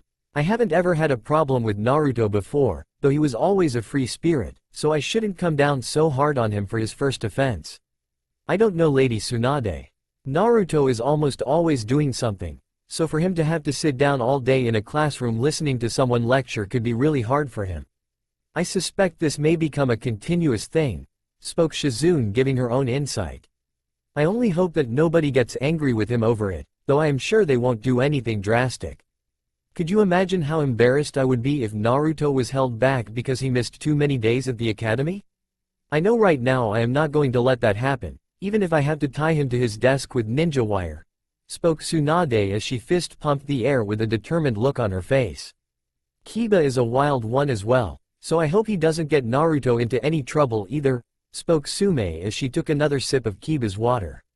He needs to grow up quick though, or all of the ninja dogs will reject him, feeling he is an unworthy master. Tsunade seemed to ponder what Sume said for a minute before saying, while I like it when Naruto acts serious when it is important, I don't want him growing up too quickly. He is my little baby boy, and I want to keep him with me for a bit longer. Tsunade had a serene look on her face after she said this. Sume nodded her head a bit. Yay, but maybe all of that idiotic behavior could be toned down a bit, spoke Sume before she let loose a chuckle that both Tsunade and Shizune joined in on. Well, it has been fun talking to you, Lady Sume, but Shizune and I have to go. If you want, Kiba can stay with us for the night. It will be Naruto's first sleepover, spoke Tsunade, causing Sume to smile. Alright, sounds good, but none of that lady stuff. You can just call me Sume, spoke Sume as she shook Tsunade's hand. Same here, spoke Tsunade. She went to walk away, but then someone tapped on her shoulders. When she turned around, she saw the ramen stand man handing her a piece of paper with a giant number on it that she had no idea what it was for. What is this? That is the bill your son ran up when he ate through almost all of my ramen while he was here, spoke Tucci with a kind smile. He wasn't ready for the fit Tsunade pulled next. What? That little glutton ate that much ramen in one sit-in? I am going to get him so good when I get home, shouted Tsunade as she ran off like a maniac. Shizune paid for the meal with a ticket that would bill the Senju clan directly before leaving to chase after her master. Sume and Kuromaru just laughed or barked after watching such a comical display. That's all for now. If you enjoy, then please like, share and do comments.